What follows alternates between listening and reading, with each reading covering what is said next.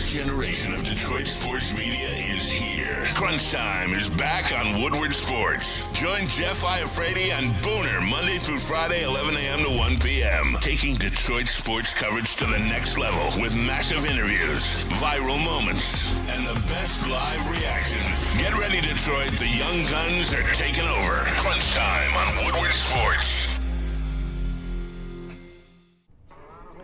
Crunch time here on a post-draft day. The Detroit Pistons have finally selected a point guard, Ebuka Okorie from Stanford, one of the best freshmen in the country. We'll talk about that today. We got a packed show, a lot of Pistons to get to. I'm your host, Jeff Iafrate, joined alongside me, Booner. We got KG, we got Caleb Zarnick. The boys are ready. Okay, we've been texting. Should be a fun one. Last night, and obviously our group chat on Woodward's been going crazy, and you already had Big D Energy kind of talk about the pick. We're going to spend a lot of time dissecting the pick, talking about the pick, responding to a lot of criticism about the pick, all different scenarios. We also have the doc joining us, John Macroon, later in the first hour. We got Detroit Kool-Aid, a.k.a. Brandon Dent, here from Woodward Sports, covers the Detroit Pistons. We'll have him on, a credentialed Detroit Pistons reporter, to break down the pick and talk about some other things. But big show today. I'm interested to see how the people think about where the people are at with this pick. I've been waiting all day and all morning to see where the fans, the chat, and everyone is on the pick, because they stuck, or they didn't stick and pick, but they moved up. And Trajan did tell the people a week ago,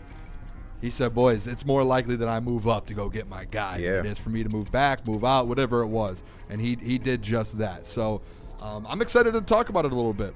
It's interesting. Honestly, too, I'm excited to hear what people think Trajan's going to do the rest of the offseason, because this can't be it. There has to be more. This can't be the move that they make. Obviously, they're going to probably do some free agency, maybe a couple. I'm interested to see. I thought last night, I'll tell you what, I had a couple graphics ready to go for Trey Murphy, because the rumor was, hey, Trey Murphy's going to be on the move in draft night. And psych. That never happened, and the Pistons were supposed to be in on that.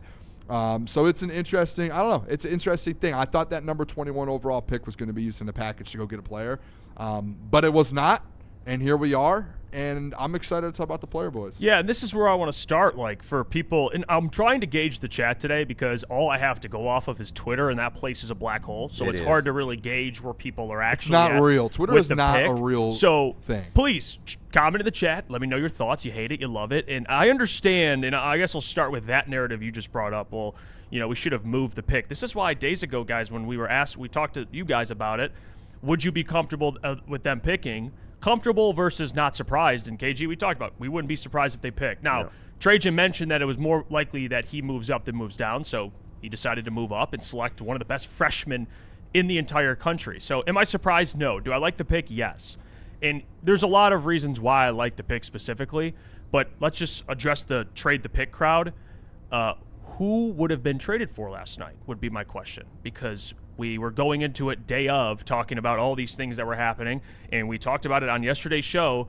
We're kind of getting down to the wire here. So if you want to trade for a Trey Murphy, you're getting pretty close to that draft. And what last night told me is Trajan Langdon, we don't know if he shopped or didn't shop, but there was no trades made for that type of player like a Trey Murphy. So his option was, I'm going to stay put or actually move up for 3 second-round picks, which people had a problem with the second-round picks. Yeah. Like anyone should give a damn about those second-round picks. Now we care about second-round picks. Now we do, to take a player that he absolutely loves. Okay, and that's what matters. We love it when Brad does it, and Trajan decided to do the same thing. And the actually fun fact about this whole Ebuka Okorie thing, I wanted to bring this up, actually played with Trajan Langdon's son at Brewster Academy. So Trajan Langdon's had a long history of kind of knowing who Ebuka Okorie was, and had a very up-close and personal view of who he was as a player and who he was as a human being. So they've been doing work on Ebuka Okorie for a while now. And I think everyone, after he got drafted, kind of know what he is. He's a microwave freaking scorer. Yeah. It's what he does. Yes, sir. And Caleb, throw up the tweet. I tweeted out this last night, and people need to really understand and grasp what this means as a score. So I tweeted out last night, most points per game by a freshman last season compared to the draft position. Number one, you had AJ, who went number one overall. He averaged 25.5 points per game. Okay, fair. Number one overall. The best freshman in the country. Darius Acuff, 23.5 points per game. He went 7th overall. Again, one of the best freshmen in the country. We'll skip Ebuka for a second. Cameron Boozer, 22.5 points per game. He went 3rd overall. Again, one of the best freshmen in the country. Darian Peterson, 20.2 points per game. He went 2nd overall. One of the best freshmen in the country. Caleb Wilson, 19.8 points per game, 4th overall. One of the best freshmen in the country. You know where I'm going with this? Yep. Ebuka Okorie, 23.2 points per game. He went 17th overall. Like, and you know what it is? It's the size. He's 6'2", but he's got a 6'8" wingspan. So when you look at the group he's in with freshmen and what they did at the collegiate level, he did it in the ACC, by the way, set the ACC scoring record. 8 30-point games, 8 30-point games, 1 40-point game. Like, this dude is a bucket. What he does is what the Pistons need. Not only scoring, obviously. We always talk about that. I know he's young. He's a freshman going into the league at 19 years old. But he can score. He can handle the ball, right? You need a guy when Cade's off the floor that can create his own shot. He does that at a high level. Oh, with Cade on the floor, you need someone who can create his own shot. He does that at a high level. And you know what I love, too? He doesn't turn the ball over. Yep. Average like 2 turnovers a game. Stanford actually had a lower turnover rate when he was on the floor as opposed to when he was off the floor. And he had the ball in his hands a ton, and he takes care of the ball. So I love the pick. I think Trajan went up and got his guy. And to be honest with you, like, I'll address the Sasser comps later, but we all got to love the pick for the player because he was one of the most electric players, one of the best freshmen in the country based on every metric pretty much possible. For sure. I'm not going to say I don't like the pick because I do. I'll be on the side of, hey, I think two things, and to your point there, I think going into the draft, I think one thing, and both can be true. First, you could have been okay with Trajan Langdon trading the 21st overall pick for a Trey Murphy and saying, hey, let's go get an NBA-level player like right now that can come in and be a starter. I think that's okay to be like, hey, I wanted that to happen. And that's where I was yesterday. And I think majority NBA or Pistons fans were on that side of, I want to use this pick to go package to get Trey Murphy or to package to get Tyler Hero and to package. I think that's fine. Can they still do that? Yes, they can. They can do that without giving up the 21st pick. You just have to give up more now, right? Like, I thought that was going to be a package. But the second part that can be true, and this is where I think Pistons fans get a little off the rails a little bit, at least on Twitter that we've seen, is that, because you didn't trade that pick for Trey Murphy or you didn't use it for Trey Murphy, that automatically means this was a bad pick by Trajan Langdon. It wasn't. This was a good pick. And I said, hey, if you're going to stick and pick or if you're going to trade up, and what did I say yesterday? I said, if you're going to pick in this first round, you better trade up. And you better go get a guy. And I didn't care if it was to 17 where they went, if it was to 12, if it was to 11, wherever it was. If you love a guy and you are going to pick in last night's NBA draft, don't sit at 21 and hope someone falls to you and get a guy that might just maybe be good in a couple years. If you love a player, Trajan, go get him. And this was that player that he said he was like, we wanted our guy. He said in the press conference last night, someone asked him, like, hey, were you scared he wasn't going to be there at 21? He said, no, I wanted my guy. Like, that was my guy all along, is what was Okorie. So I'm not mad about the pick at all. I think the one thing, and Neil said it in the morning today, was, hey, at the end of the day, what have we talked about this team that, what do they need? They need scoring, and they need someone that can have ball in hand. Yep. And that's exactly what he brings. And the expectation shouldn't be, hey, next year he's going to come in and do that right away for you. Obviously, that's the part for me was like, hey, giving away the 21st pick, you can go get a guy that can help you next year because you are a contending team. You could win the NBA championship next year, so I thought that was valuable. But he can be a piece off the bench for you, maybe average, 10 points per game. Yeah. And you're sitting there going, okay, we just upgraded Marcus Sasser. We just upgraded Danis Jenkins. And if people don't think that's true, no, you did. The guy averaged 23 points per game last year.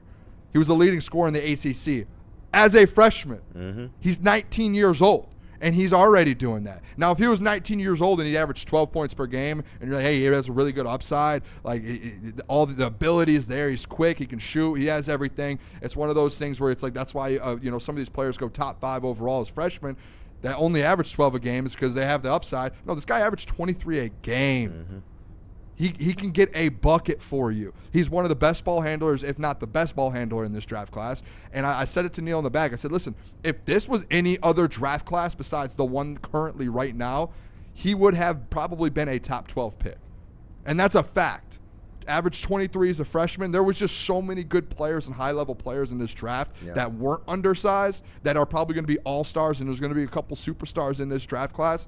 He would have been a top 12 pick, and you got him at 17. So you got a guy with a super high ceiling, good floor, and you got him at pick 17. And he fits a need. And he fits an exact need that you need to put around your star player. And you need someone coming off the bench that can handle the rock. We talked about a couple weeks ago, losing having a guy like I almost said Reggie Jackson. Who was it? Just Dennis Schroeder. Dennis Schroeder. Yep. That's that type of player that you're looking for. And then the best case scenario, guess what, guys? He turns into a legit starter for you in the next 3 or 4 years. But at least in year 1 and year 2, when you're a contender, he's a great piece off the bench. Like an elite piece off the bench for you because he can score and he has the skill set. So I love it. The one stat, too, I found this, boys, and tell me if this is crazy, but the one thing, we talk about when you want to score, right? Someone who can create his own shot. I saw a graphic today. Self-generated field goals made in college basketball last year. He had 81% of his made field goals. 81% of his made field goals he made were unassisted. Sorry, were unassisted. Yeah. That was higher than the number 1 overall pick in AJ. That was higher than the number 5 overall pick, Keaton Wagler. That's higher than the number 6 overall pick. The number 7 overall pick, which Darius Acuff, that everyone's like, hey, that's a bucket getter, correct? Mm-hmm. He has a higher unassisted field goal made percentage. Then Darius Acuff, the 7th overall pick. Same with Kingston Flemings, Dalen Swan, Ben Sturtz that Caleb loved. Higher percentage than him. And then the other guy who's a kid from Alabama, Philon, that everyone wanted, higher than him. So this guy gets buckets, and it's the highest in the entire NBA draft. So if you wanted a guy that can go get you a bucket, you got him. A little undersized, yeah, could still get a bucket for you. Yeah, and I just want Pistons fans to know, like, we're going to go to break in a minute, but this is the most important takeaway for Pistons fans. Don't let the lack of a big trade last night lead you to hate the pick without giving this kid a chance, knowing what he brings to the table with what he can do driving the basketball, what he can do as a pure scorer, what he can do with the ball in his hands, which you desperately needed, by the way. Like, don't let the lack of a move last night make you just hate the pick automatically. That's where I've seen a lot of Pistons fans fall in that bucket, and I'm here to try and save you. I'm extending my hand to try and help you, okay? Give the kid a chance. Yeah. Okay, there's clearly a lot of upside here, and I know it's like, well, you're a Trajan Slappy. No, I just went and watched a bunch of Ebuka Okorie film last night to try and get to know the guy. It's nice. And it's nice, okay? It's incredibly nice. And is he a finished product? No. But you got to give the kid a chance, man. Like, he fits a need, and Booner just walked through all of the things he does very well that you need on top of the fact that he has a high upside. So, please, give the kid a chance, for crying out loud. And the offseason ain't over, y'all. we just started. People acting like it's September already. Yeah, we're getting close to the season. By the way, MPW said, how do you guys know he's going to be a bucket in the NBA? Listen, this is just a pure fact. You see it, like, if you're averaging 23 a game as a freshman in the ACC, you can score. And me and Neil were talking about it back there where Neil's like, he's probably not going to be good right away. Yeah, there's going to be a transition. Of course. But go look at guys on your team right now, Danis Jenkins or, Marcus Sasser. Did they do that as a freshman in college? Probably not. So when you look at it here, you go, hey, the guy has a very, very high skill set. He knows what it takes to go get a bucket and to score. Now, there's going to be a transition. Like, the NBA is a different league. There's going to be a transition, but at least you know that you got a player that has the skill set that can translate and can do that. And the shooting's there, and he can blow by defenders, and he can finish at the rim. Yeah. So it's not like we could say that with how do we know Darius Acuff's going to transition well? Like, he scored a lot in college. So did Okorie. So like, you could say that with any player. It's the same thing with any player that's drafted in the NFL. How do you know it's going to transit? You got the guy that has the talent at the end of the day. And that's all you can ask for in a position of need and a spot of, you need a scorer. Yeah. You need someone like that. Let's go to break. We get back. I know Caleb's over. We were talking before. Caleb, I think, is in love with Ebuka Okorie. That's a great pick. So he's going to confess his love, and we're going to talk more about it. We'll get to the comments as well, even the pushback comments. Don't worry. We're here to have a discussion. But first, let me tell you about our friends over at Pure Psychiatry. Maybe you need this. If you hate the pick and you're sick of the Pistons right now, you got to talk to somebody. And why not talk to people you can trust? And our friends over at Pure Psychiatry, those are the people you can trust. They provide personalized psychiatric care. They're always designed specifically for you. Not a cookie-cutter plan. They got 16 locations in 2 in Ohio. They make getting help accessible and comfortable. So if you're thinking about taking that next step, visit PurePsychMI.com. Woodward Avenue, the first paved road in America. Woodward Sports, the first sports network born in Detroit and made for Detroit. Some days call for light, others lean bold. What about everything in between? All Day IPA, the easy choice for every day. Citrusy, crisp, refreshing. Flavor you can float with. Light on the hops, big on refreshment. 1's great. 2, even better. Brewed with you in mind. No shortcuts, no fuss. Big on flavor, never too much. All day IPA. Hop into easy.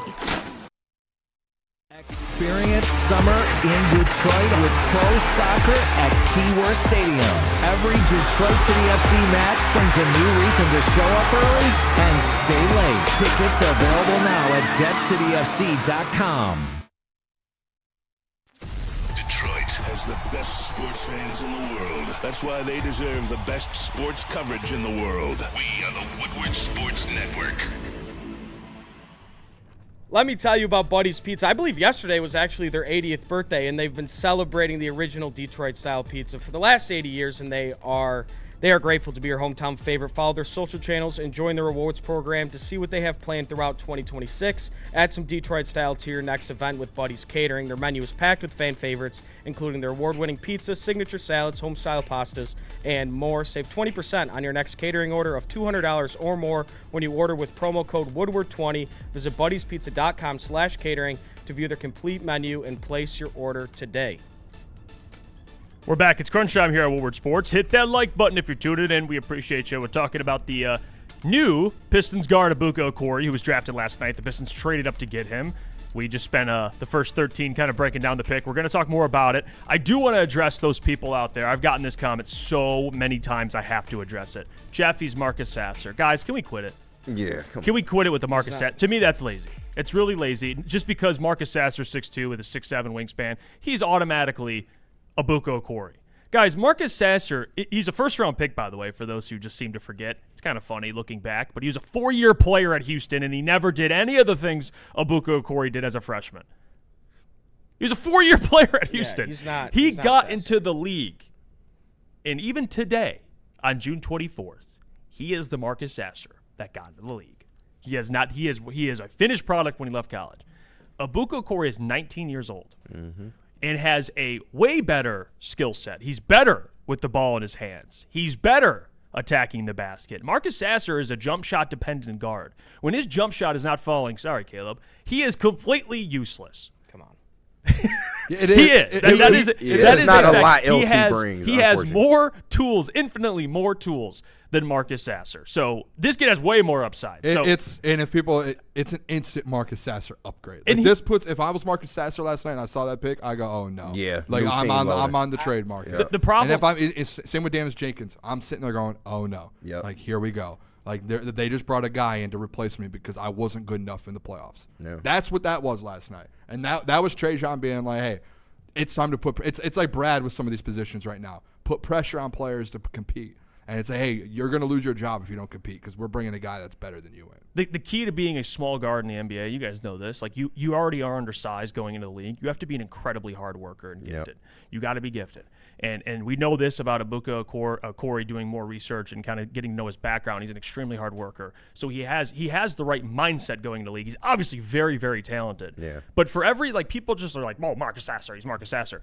Okay, for every Marcus Sasser, there's, I don't know, a Jalen Brunson guy that comes into the league at 6 foot and can be as good as he is. Or, there's a Tyrese Maxey that comes into the league at 6'1", 6'2", that can do what he does. So, like, can we just chill with these lazy Marcus Sasser comps? It's just, I've seen it all across. Everything I comment on Twitter, which I've been, I like this pick. Someone just goes, Marcus Sasser.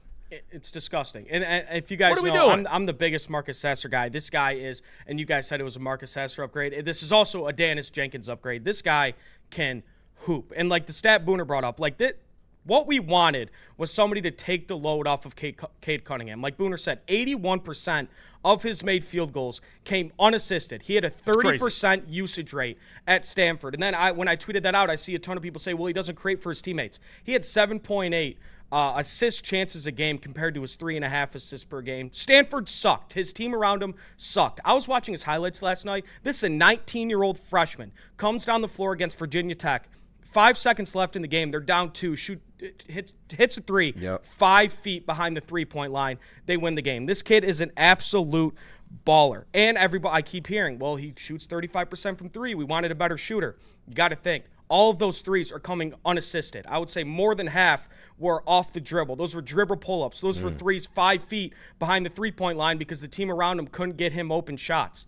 I'm telling you right now, and I'm not saying he's going to be a major contributor year one because he is 19 years old, but I do think he can grow into the player that we've been looking for that can take the load off of Cade Cunningham. He is compared to guys like Kemba Walker, a guy like Dennis Schroeder who was here in Detroit for 1 year that helped us with the playoff run. Well, not a playoff run, but helped us in the playoffs. Compared to guys like Gilbert Arenas. Like, Booner, you said it. In any other draft, I think this guy's a lottery pick. I'm really, really happy with the pick. And all the people saying, well, we wanted to trade this pick. Look, we got half of what we wanted. We needed a guy to take the load off of Cade Cunningham, and I think Ebuka could do that. I absolutely love this pick. This is what people can't do as well, because he is a good player, and he's going to develop into a good player. I know people don't like the term develop. I don't, because you're a contender, so you need someone that can help. He's going to develop into a future starter for you. What you can't do, and what Pistons fans can't do, is go into this year expecting him to average 15 a game for you and be, a point guard alongside Cade Cunningham. That's not going to happen. Like, I saw a lot of people last night being like, oh, he's going to be your Jay Ivey potentially. Like, don't put that expectation, in my opinion, on him. Jay Ivey was a number 5 overall pick in a good draft. He was, but again, like, as you develop, like, hey, that's your next Jay Ivey, you don't want to put that right away on him. Yeah, that's what I'm saying. Right. If he can develop into, in 3 years, I know people don't want to hear the 3-4 years down the line, but 3 or 4 years down the line, if he's averaging 15 plus a game for you, and you got him at pick 17, that's a win. And I know, again, people are mad at it, and me, I wanted them to trade the pick to go get an NBA player today. But you have to realize it takes two to tango. Absolutely. There probably wasn't another team out there willing, like the Pelicans, to make that trade. Word on the street is they was asking for a lot. Yeah, They so wanted a lot. it takes two to tango at the end of the day. So you can't be mad just because they didn't do it, because we don't know what was available. We don't know if there was trades on the table that Trajan turned down to go get him. There probably wasn't, and that's why he was aggressive, moved up, used second-round picks to go get a guy like that. So the two things there, it's like you got to understand, hey, this year he's not going to go out there and be your starter. He's not. No. Like, he's going to go out there, he's going to compete in year one. He hopefully, you hope by the end of the season that he's a guy that is in a nice rotation for you come the playoff time, because he can score, and he is a shot creator, and he doesn't need to, rely on other people to get a bucket, because when Cade comes out of the game, what did they struggle with, guys, down the stretch?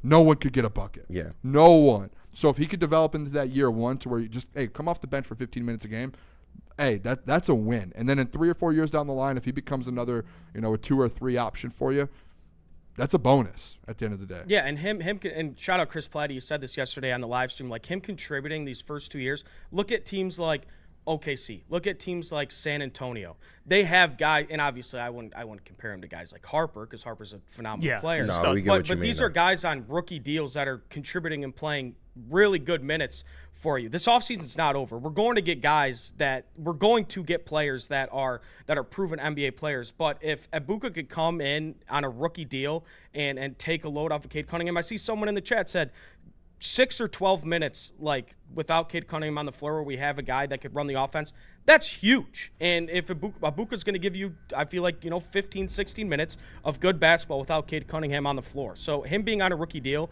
and being able to contribute, that's going to be huge. Here's the thing I want to address, because it's not this comment, but it's the theme of the comment, because I've seen it a lot. MP, he says, a 19-year-old isn't taking the load off of Cade this year. That's what matters.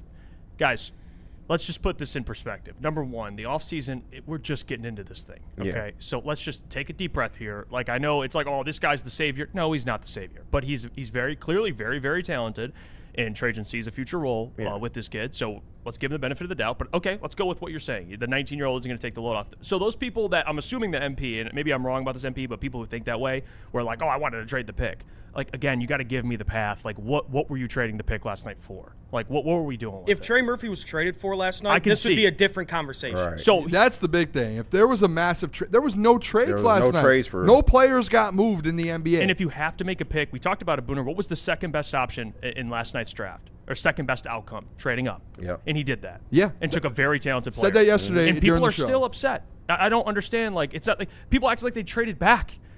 They traded up to 17 and took one of the best freshmen in the country. And traded second-round picks. Second-round picks don't mean shit. And there's people that still complain about the second-round picks. It is more so ridiculous. And one of two things yesterday needed to happen. Either you traded for an NBA starter and you got a package out, or you traded up and got your guy. Like, I think it's as simple as that. There's no other way around it. If they traded back, I could understand why people would be a little mad. Like, Or if they stayed put at 21 and they ended up not getting Carr, or they ended up not getting Okorie, and they didn't get a guy that they liked, and you're like, who is this guy that they got? They got a 12-point per game scorer. The kid out of Mexico that Mavs was hype about. Like, if they got a guy like that, and you're like, oh, here's another project guy. Like, here we go again. If they did that, then I would understand why you'd come up here today and be like throwing things across the room. They didn't do that. They went and got one of the best guards in this draft class and the 7th leading scorer in all of college basketball last year. Like, they got a dude who can get buckets, and he's 19. People are like, and he's going to grow. He is, and that's the thing. At 19, or he's going to be 20 maybe for the year, he will help this team out a little bit. It's not like he's a 19-year-old that you need to, like, send it on a two-way contract. Right. We've had 19-year-olds that have been on two-way contracts. He's not going to be on a two-way. He's going to come in right away, and he's going to be your 8th or 9th guy to at least start the year. So it's not like they got a piece that's not helpful, and he's not taking the load off Cade Cunningham. That's what a number 2 option does. That's what a number 3 option of Tobias Harris does, is takes that off Cade Cunningham. No, but it allows Cade to sit, and you can put the ball in the hands of a capable ball handler. In terms of facilitating the basketball, I think he can work on that. But, guys, once again, he's going to have time to grow. And if you don't believe us, literally go to YouTube, hit the search bar, type his name, and watch for yourself, because the eye test – it can tell you some things about this kid. Like, there's an athleticness to this kid that I didn't even realize he had, and you can see it on tape. It's almost like a different gear he can kick into, man. I think this kid is going to be special when given the time to develop. It's like, that's why the people that are like, well, this kid's not going to be he's not going to solve all your no, he was never going to. Yeah, and here we go. Wheezy in the chat. He's a project, Booner. No, he's a project that has a high ceiling. Every 19-year-old that gets drafted is a project. Cooper Flagg's a project. Cooper Flagg, project. He's going to only get better. He's going to become a superstar. Was he a superstar last year? Was he an All-NBA player last year? No, he wasn't. But he's a project, and he's going to get there. Every single rookie's a project unless you get thrown into the heat of fire like a LeBron in 2004. Like, no, you're a project. Anyone you would have gotten last night was some sort of project, but he has a high floor. He's coming in right away. Trajan Langdon literally, did you guys watch the press conference? Yeah. He literally talked about this guy being a part, like, he's going to come give us juice in the second unit right away. Yeah. Trajan Langdon gave the backup point guard job to him last night. And that's a fact. He did. And they haven't even seen him on the floor with Cade Cunningham or any of these guys yet. And Trajan stepped up to the podium. He's so confident in that pick that he legit said that he's going to give juice to our second unit coming off the bench. That's impactful, man. In a lot of ways, this reminds me of how people hated on the Ron Holland pick. And not to say that these guys are the same, but people had that same reaction. And now, look, we love Ron Holland. We love the defense he brings, the energy he brings every time he goes on the floor. But this kid is way more skilled than a Ron Holland offensively. You knew Ron. Like I said, that's half the battle, is being able to get your own shot. That means he can come in and contribute right away. Yeah. It won't be prolific, but give this kid some time. He can grow into that role and maybe even surpass what we think of him right now. And here's the thing, before we go to break, like, people that are saying this dude is a project, like, or this guy's not going to help us for 5 more years, have you been watching NBA basketball, dude? Like, that, to me, that's another, like, all due respect, just a lazy take. Like, just to be like, this guy's not going to help us for 5 years. Really? Like, really? I mean, you look up Tyrese Maxey. Go ahead, 8 points his first year. Second year, he was averaging 18. Like, people, have you watched what happens in the league, bro? Like, yeah, is there guys that are picked in the teens that don't work out? Sure, yeah, definitely. Could he not? Yeah, there's a chance. Is there a chance that he's contributing year 2, year 3? Yeah, a big one. And like Trajan said, confident he can contribute year 1. Project, bro, come on, man. Like, you really, I would advise you just please get more familiar with the player before you say something like that, honestly. Before we go to break, we got 2 super chats real quick. One from Tev Sauce, $2. He said, if Trajan gets a Hero or Powell, this is a home run. I mean, getting this player on a rookie deal gives you, more money to play around with in free agency and the trade market. And then Jay Hart with the $4.99 shout out, he said, Ebuka is not Jenkins/Sass 2.0. He's a better ball handler, can run the pick and roll at a high level. Yeah. Trajan said he can immediately impact the second unit. That's spot on, Jay Hart. Hey, can we real quick just want to say this? Like, if he was in the 2024 draft, he's a top 10 pick. Is that Ron and Reed Shepard? I don't think that's a crazy take. Reed Shepard, 3 that overall. Awful.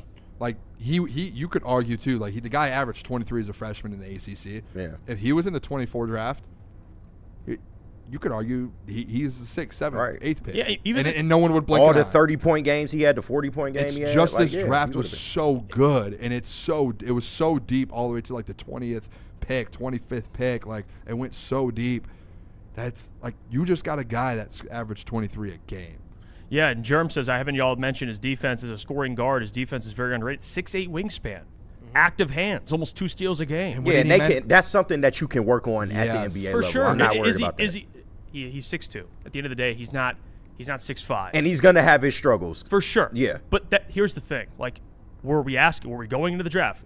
Am I wrong? Were we going into the draft saying we need more defense? No. I didn't hear a single person say that. We need scoring. We need guys who can score, put the ball in their hands, go get a bucket, make other players better by getting buckets and taking pressure off of other players. He can do that. So let's go to break. When we come back, we'll be joined by our friend, the Doc, to talk about the Detroit Pistons, and we'll talk some Lions offseason as well.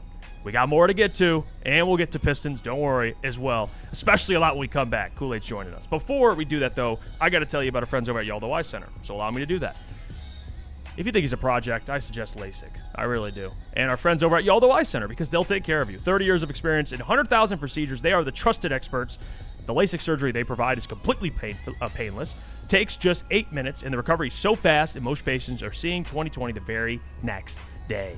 Take advantage of their summer promotion, just $1,699 per eye, regardless of your prescription. I'm telling you, it's a one-time investment, but it'll save you so much money in the future with the issues of contacts and glasses. Just do it.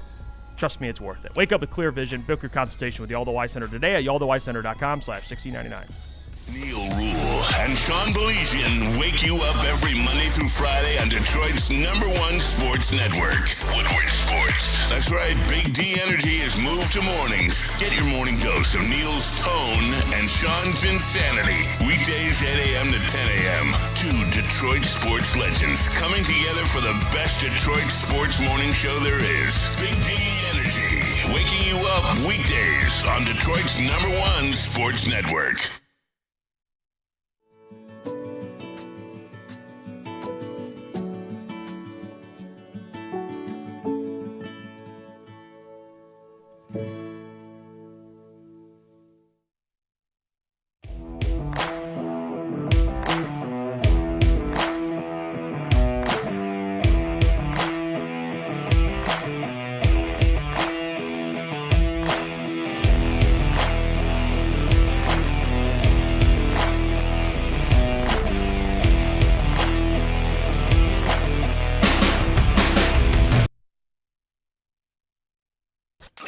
A ton of fun, a ton of sports, and a ton of man-meat. Welcome to the Woodward Heavyweights, live daily 5 to 7 p.m. on Woodward Sports.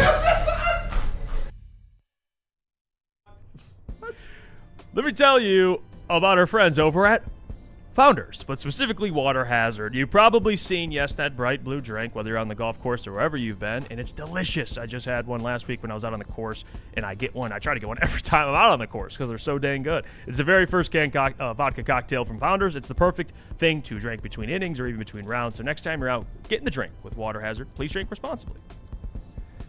We're back. It's Crunch Time, Woodward Sports. Don't worry, a lot more to get to, a lot of Pistons. We're joined by our good friend over at Detroit Lions and SI. We'll talk a lot of different things with him. Lions offseason. He's enjoying his offseason, but he still makes time for the boys. Detroit Lions and SI, host of the Wolves podcast, Mr. John McAroon. John, the Doc, how we doing, my friend? I am thoroughly enjoying the offseason. Great friends, as always. I look forward to talking. Lots always to get into in Detroit sports. It never really goes away. You know, you sit down, you're having a beer, enjoying the pool, enjoying the home life a little bit, hitting some golf balls, but always some things to check in on your phone, no doubt about it. Right, Booner? Always on your phone? Oh, always. I'm dialed in. The Doc always texts me, by the way, if I miss something, I just get a text as Booner, and I know, oh, I must have missed something. And I'm like, I hate it when Doc beats me to things. Well, Doc, we'll just start off, man. Last night, the Detroit Pistons drafted Ebuka Okorie, and I know a lot of people wanted them to trade the pick. I know, Doc, I know you. We know you well enough to know that you are win a championship, win a Super Bowl, go all in, trade the picks. But what did you think about them actually selecting last night, and how upset were you? And now that you know the player, is anything has changed for you?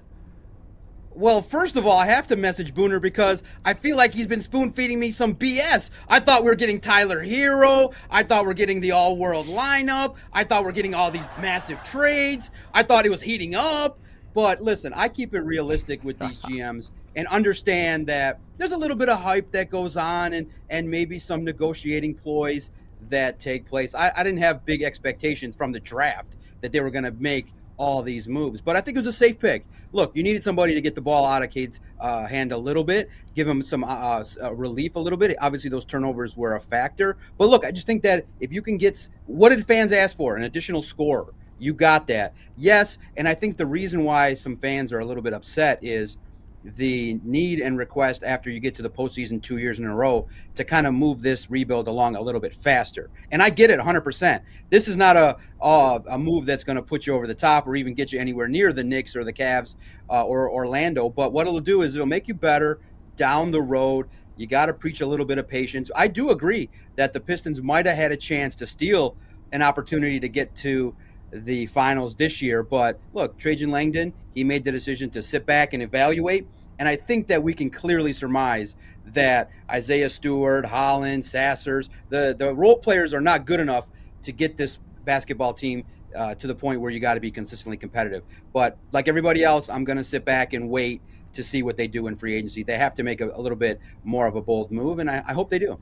What do you think here, if you had to project or predict something here? I know you just made fun of me talking about the Tyler Hero stuff. Listen, hey, Doc, you got to learn between a report and an opinion. That's my opinion. I want them to go out and get Tyler Hero or Trey Murphy and make a move, or even anyone. Honestly, just anyone. I'm trying to think of more players here.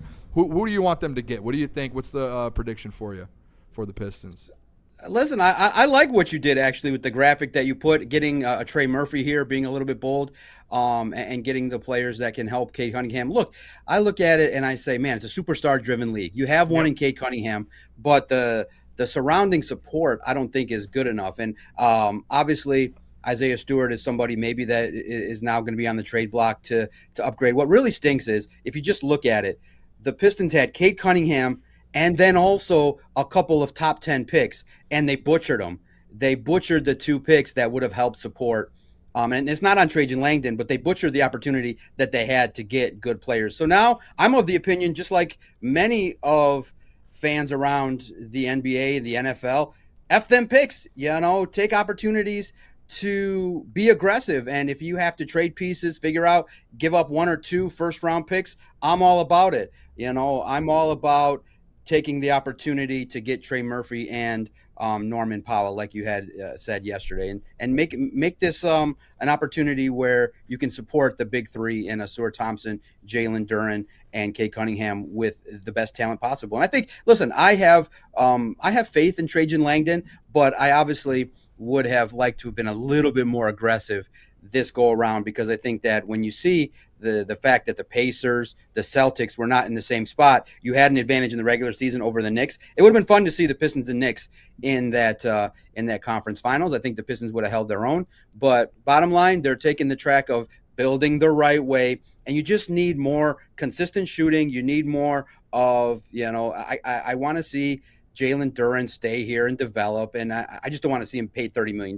But hey, he's a guy that many people believe can develop into something, but he's got to develop into more of a scoring threat. And so that's what you need. You just need a little bit of luck with developing Ausar Thompson's offensive game. Jalen Duren stepping up to the moment in his development. He's still young. I think he's got a chance to do it. But yeah, some big names. So I'm down with what Booner said. Trey Murphy, let's go, let's do it. And if you get Norm Powell, that's a blessing too. But to me, the one move I wouldn't make is, listen, Tyler Hero, boomer bust type. I'm not down with that. I just think you pass and let him flourish somewhere else. Well, Doc, before we move on, we'll get to some Lions. I'm sure we'll get your thoughts on some other things. But I just want to ask you, you said you still have faith in Trajan. I know this town is kind of, they got to deal with GMs that aren't as aggressive. Brad Holmes, Stevie Y, Scott Harris, and now Trajan kind of comes in. He's done a really good job with the Pistons, obviously, so far. But people have high expectations going forward. And especially in a town where you're not really making big moves, people are like, Trajan, could you be the one that finally does it? What does Trajan rank on your like Detroit GMs in terms of leash? Like how much grace are you kind of willing to give Trajan as of right now, kind of going into the future? Because I know guys like Brad have been at it a little longer, Stevie Y been at it a little longer, but where are you at with Trajan? Yeah, no, I think he's in the upper echelon. I think that you get Brad Holmes gets credit to be a GM that we're all looking to say, okay, take the next step to be aggressive and get the team over the hump. And then it's Trajan Langdon. I think that, within 2 years, got the team in the postseason. I think he has a pulse of what he needs. He knows what he likes. And I think that he's looking for consistent shooters, obviously people that I like the way in which early on he identified what this basketball team needed to be about, and he was honest. He didn't lie. He said, "I'm going to sit back and evaluate." Now it's not the rhetoric we all wanted to hear. We don't typically hear a GM say, early on in the season, "I'm just going to take this year and sit back, evaluate," because things do change, and you're a 60-win team, and the Eastern Conference was pretty weak this year. And it's only going to get tougher. And then the West is only going to get better. Wemby is going to be tougher. SGA is going to be hungrier. So it only gets tougher. So I think that this year you had a chance to steal one. And when you saw the team be where it was at, I think that you owed it to the fans to be a little bit. Now, you didn't maybe have to go out and get a Kennard or maybe just a little bit better than what you got. And I think that the fans felt a little bit unsatisfied with the trade deadline, that you didn't really add. You added an inconsistent score that really wasn't a factor in the postseason. So that's just disappointing. I felt like you could have moved on from Tobias Harris and you still would have been fine and had a nice run. And but in the end, they're taking the slow approach. Now he clearly can surmise that the team is not good enough to compete with what they have. Now they have to kind of use some of those pieces, figure out a way to add the talent to compete. And I think that Trajan Langdon has the longest leash right now, and I think that he's earned it. Hey, what do you think, Doc? Do you think that they're going to try and contend for a championship next year with the move? Like, obviously, or do you think? Because in my opinion, I think they should. Like, they're at that point that Brad was at, a year or so ago. I feel like they're at that point, and whether the roster says it or not, I feel like, and I've told Jeff that this is the offseason to take that step to get to the championship level. Do you think that they can get to that level still, or is it like I saw you shaking your head there? No. So you just think they're fully out on that? No. In terms of winning it all, remember, Wemby's going to be super hungry. You got the Knicks now that know how to win and have the confidence. They're still better than you. So, in my opinion, there's obviously steps to this, and I think that they clearly are looking at maybe getting into the Eastern Conference Finals or into the finals. But you look at that team right now as constructed, I don't think even if you added those two players, Trey Murphy and Powell, that's going to put you at a championship level. Because remember that I know we all value the players here, but SG's better than Cade Cunningham. Wemby's better than Cade Cunningham. The Knicks right now collectively are better than Cade Cunningham. So you got to build this the right way, and it takes time. The Knicks were put together in this way where it took them a year or so to kind of gel and get the right head coach. It takes time. I don't see Trajan Langdon going, all right, I'm going to add 2, 3, 4 pieces, trade 4 first-round picks to go for it, because it doesn't make sense for him, because I think that that's the ultimate risk. Would I love that to happen? Yeah, I'm never against being aggressive, but I think the Pistons are more in line realistically with taking their time, getting to the next level, Eastern Conference Final, battle the likes of the Cavs and the Knicks, see where you're at, and keep it moving forward. I don't think that realistically, if you look at it from the perspective of taking a 19-year-old in the draft, that's a little bit raw and undersized, that doesn't scream, hey, I'm going to push all in. You would have made a draft move. You would have did something and been more aggressive, maybe go up to 11, get Yaxel or somebody else to push all in. It doesn't make any sense logically, because your team is not as good as the rest of the league, but you're still in the conversation. You're just not as good. But I think that if you start making these moves, you start to put yourself in that position, because everybody knows you just got the Pistons are going to be some magical lore team where they add all these free agents and they're going to gel in 5 months and then win a title. I think that that's a little too hopeful for my blood. Well, let's transition to the Detroit Lions, Doc. I do want to ask you, now that minicamp's over, we're kind of looking forward to training camp. What are some of the things that stood out to you? What are your big takeaways? Like, give me a couple. You don't have to go through every single position, but what are some big takeaways by the Doc just through OTAs, minicamp, and kind of heading into training camp that maybe impressed you about what happened? Yeah, big takeaways are, like we've said and discussed, but now you can hone in on some players. I think Jameson Williams has the potential to be one of the top wide receivers in the National Football League if you play the cards right. I think that, Drew Petzing clearly has a weapon that's speedy, that now understands, and the talk was there. Scotty Montgomery shared with reporters, and you can read the story at Lions on SI. They want him to be truly elite, which is make sure that, yes, you have the speed and the talent, and you're somebody that is moving toward now clearly being the number 2, but there's potential there to even move into the conversation, even to be the number 1. Be somebody that runs the route crisply, be where you need to be at all times. Make sure you're catching the football and consistently not making those little fundamental mistakes. And I think that Jameson Williams has a chance to be in that conversation, to maybe even lead the Lions in rushing, in passing yards. So I like my big takeaway. I like the offense. I like the work that I saw from Jameson Williams. My other takeaway, clearly, I think that Drew Petzing is somebody that kind of sounds the part, looks the part of somebody that is going to be from the Ben Johnson tree that can early on find ways to test the defense and make Kelvin Shepherd better. And I think that there was a lot of early angst because many people saw what the Cardinals were about, and there wasn't much there, and there was a lot of injuries. But when you just give a coach all these weapons offensively, and you go, wow, you get Jared Goff, you get an offensive line that's young and hungry, Penei Sewell, arguably one of the best tackles in the league, and you give him Jahmyr Gibbs, who now is an MMA legend warrior, so he's now bulked up to be able to handle the workload. I just, like I said, come away from the minicamp going, all right, I like this offense. And the other side of it is, I am leaning more and more toward being a little bit more skeptical about the defense because you just look at who was lost. You lost Alex Anzalone, you lost Al-Quadin Muhammad, and you replaced them with DJ Wonnum, Peyton Turner, and Malcolm Rodriguez. You just need a little bit more. And there's a little bit of expectations that Jimmy Rolder will have a role here this year maybe or down the road. But I just think that you lost a little bit in some of the talent that left the building, and some guys got to step up, and we have yet to see that. So I think the defense is going to make people question things a little bit more. But the realistic outlook is it's going to be a good football team, fun to watch and fun to cover late in July when training camp rolls around. I'm excited. Like, I only needed like 4 days to sit around. I'm already excited to get out there at training camp, see you fellas, and to cover this team, because I think there is a chance that if you do get some of the things to fall your way with the schedule that you have a chance to make a little bit of noise in the postseason. Doc, I got to ask you here when it comes to training camp, especially the mini camp that was going on. Who are a couple just quiet players? I saw someone put out there, NFL.com, I think it was, or ESPN, that put out Isaac Tesla is kind of had a massive camp. Who are a couple players for you that stood out that maybe people weren't expecting? Whether even if it's like rookies, defensively, the secondary, who are some guys that stood out to you? Yeah, no, look, obviously the offense is always going to be a little bit ahead. 7-on-7 favors the offense. It just looks, favorable for it. But Tesla, clearly has the skills that we all see.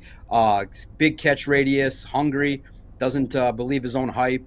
I think he's got the potential to have a big year. But I just think that clearly some players that are under the radar that I think the Lions trust are both one from each side of the football. I think Tyler Lacey got a lot of work, the defensive end, from, he's somebody that when you look at it from the perspective of what they like, he fits the mold in terms of size, consistency, got a lot of first-team looks. So him, Peyton Turner, DJ Wonnum, I think the defensive ends have a chance to have a nice rotation there, and you want to see some impact. So I liked what I saw from Tyler Lacey, just in terms of the fact that, hey, you know what, he's been here, he understands the system, and while he might not have name value, he's somebody that's a little bit more in the line of can be consistent and be someone that's trusted when he gets his opportunity. I think that, clearly he's a rookie, and you look at across the league, that last year I think the leading sack production from a rookie was around 5.5 sacks. So I'm not expecting big things from Derek Moore,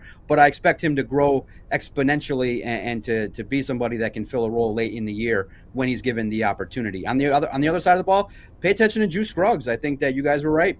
The competition's there. We saw him utilized on all three sides along the interior of the offensive line, and he might be somebody that can be the top reserve if Mahogany ends up winning the job. So Juice Scruggs is somebody, it's a veteran they trust, obviously somebody that's talked to Brad Holmes and took advantage of an opportunity when the Lions traded for him, and that can only bode well when a team tells you, hey, we want you part of part of the team. So I like Juice Scruggs. I like what he brings to the table. I like what I see a little bit from the upgrades at defensive end.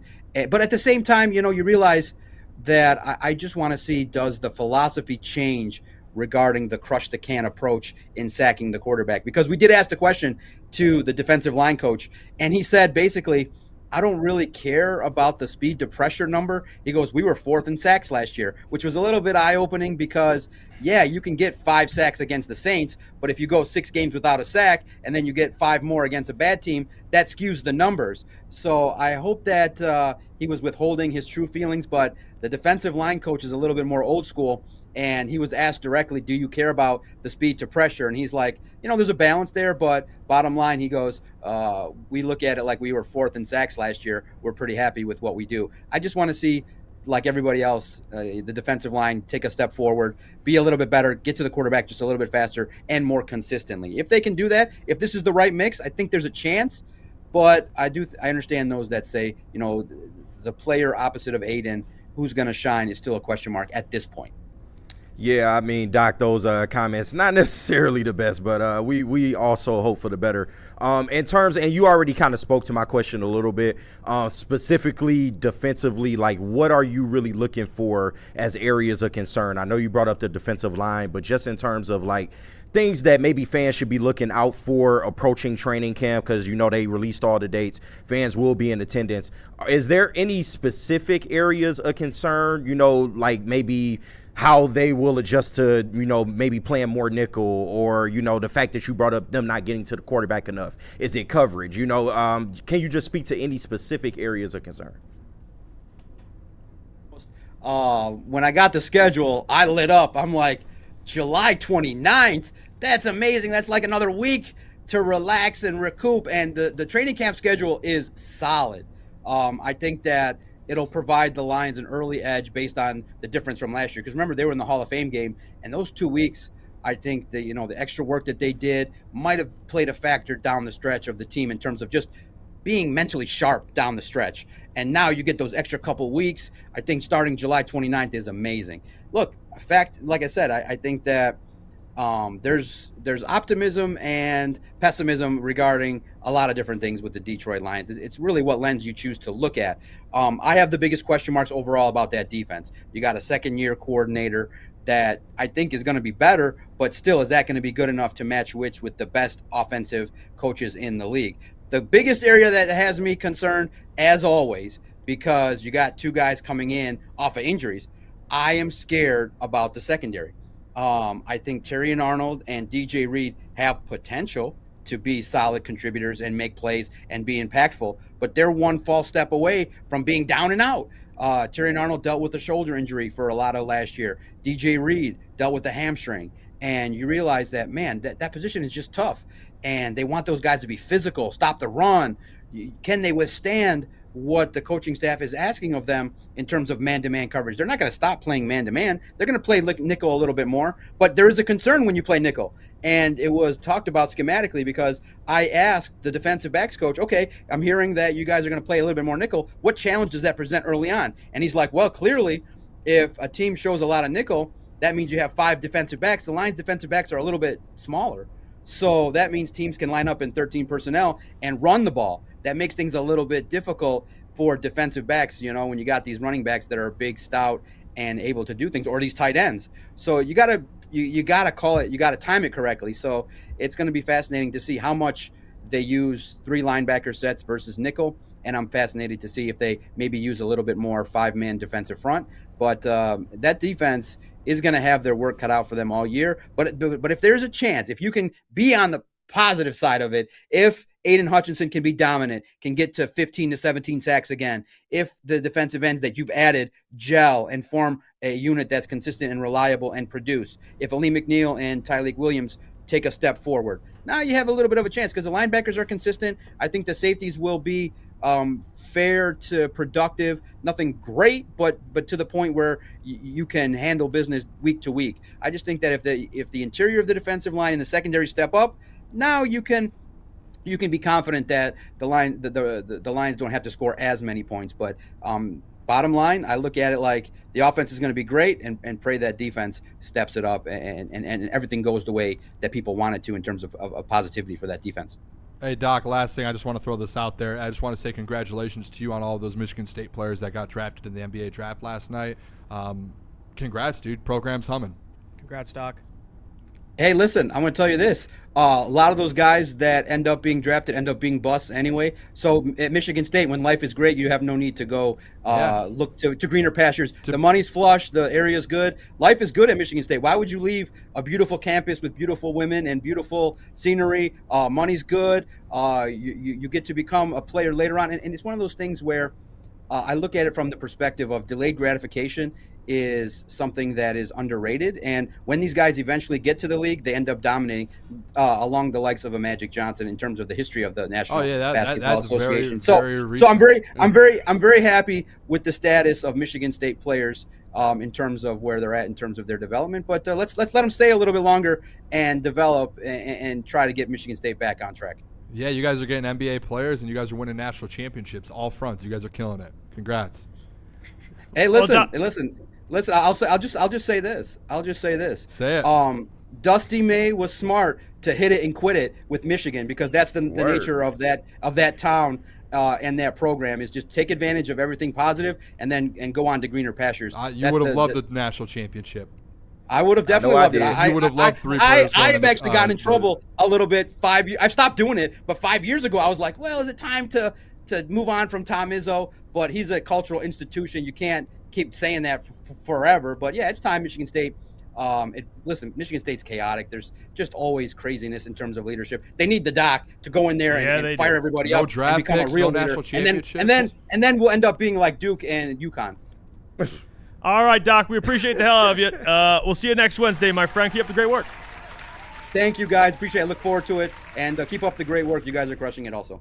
Thank you. Thanks, the Doc. DOC, Detroit Lions on SI, does a lot of great work. Lions on SI, Wolves podcast. Let's go to break. We got 2 to get through, and then when we come back, we're talking Ebuka Okorie. We're going to be joined by a Detroit Pistons beat writer, Brandon Dent, here from Woodward Sports, one of our own, who also hosted the draft show. So you're going to get a lot of inside information look on Ebuka Okorie. But first, we got to hear about our friends from Loom Cannabis. How did I know I was going to get a weed ad? What do you know? Shout out to the good people at Loom Cannabis.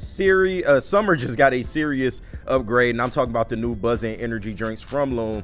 Same THC buzz that you loved before, 7.5 milligrams of pure THC, but it now has caffeine from green tea extract, but it's not fake, no artificial sweeteners. It's bold in flavor, light in calories, and built for the long summer days, man. You can try it in peach and raspberry lemonade, and it's available at all 40 locations across the state. But if you're more online, you can go online to loom.com, and don't forget, either way, you get 30% off your entire order, online or in store, by using code WSN30.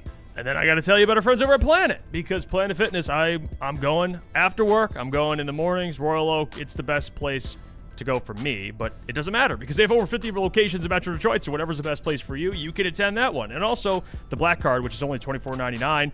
You get access to the Black Card Spa, and you can bring a free guest. You can't beat it. We're all strong on this planet, Planet Fitness. We'll see you after the break. We're talking Detroit Pistons. Thank you to all the fans for making Woodward Sports your #1 online destination for Detroit sports. We promise not to drop the ball. It's game on at Art & Jake's. Wings, burgers, pizza, and ice-cold drinks served up with attention to detail. Wall-to-wall TVs, great service, and a vibe that keeps your crew coming back. Art & Jake's, a sports bar setting with a fine dining flavor. Thrive Energy Pouches give me the energy and clarity to find and beat the shit out of every opportunity that shows its face. Live and direct, I'm back on set action. Create the wave, we cannonball splash 'em. Mic cord swinging, get your head shot. Point blank, dead stop. 16 balls in a headlock. Thrive Energy Pouches are for the people who actually want to win, not for the crybabies out there who are happy with a participation award. There's zero sugar, so give Thrive a try. Go.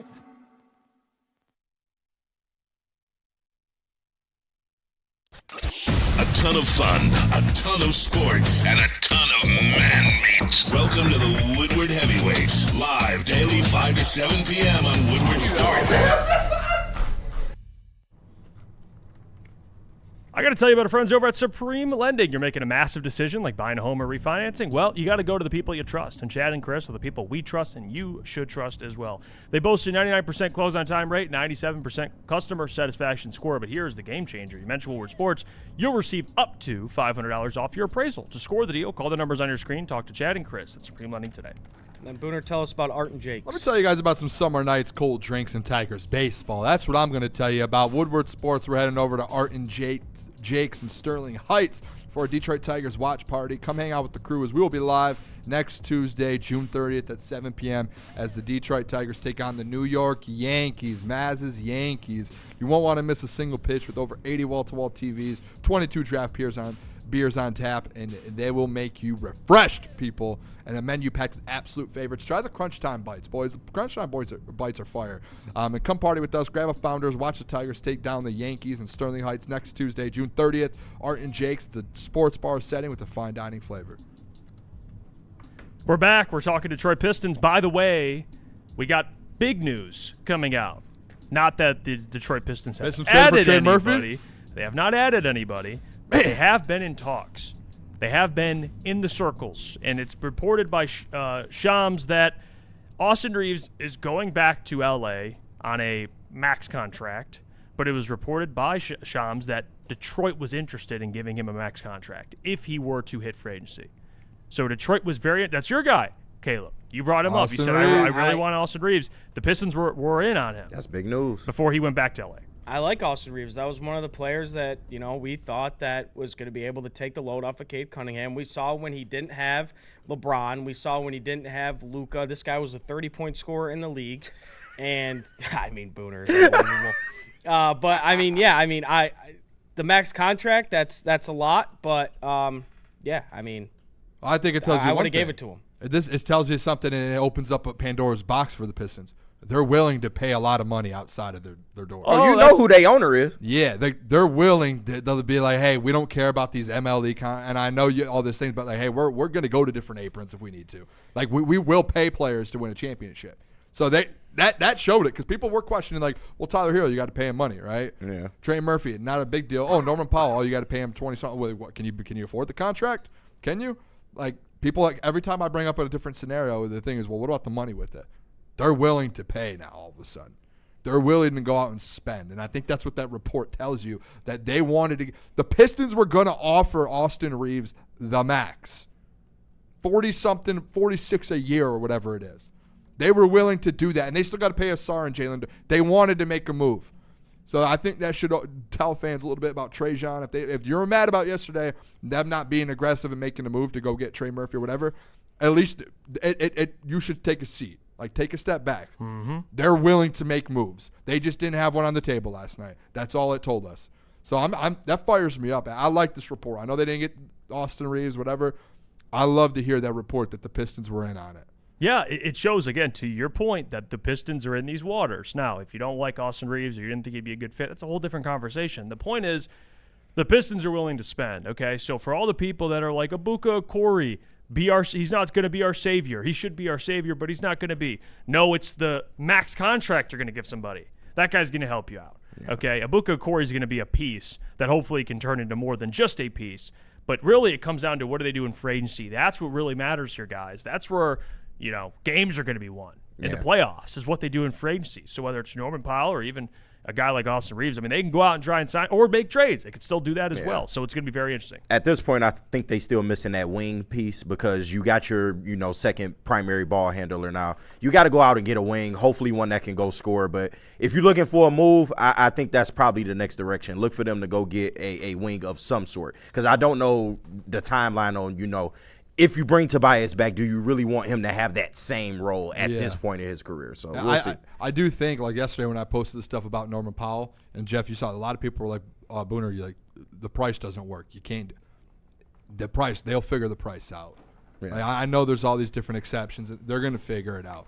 So I expect, this is my take, I expect Norman Powell to be a Detroit Piston before the season starts. This comment too, Danny G, shout out to my guy, by the way. He says, so we praise the Pistons for being in talks or calling about players, but we shit on the Lions for just picking up the phone and calling about players. Okay, got it. Those are two different things, my man.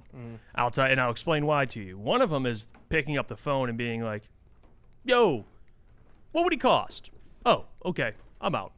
But we picked up the phone. The other one is, hey, Austin Reeves, if you hit free agency, here's a bag. We're ready to talk. Yeah, they were ready to give him a max. Those are two different scenarios, Danny G. Like, the Pistons were ready to fork up the cash. They were already ready. It wasn't like,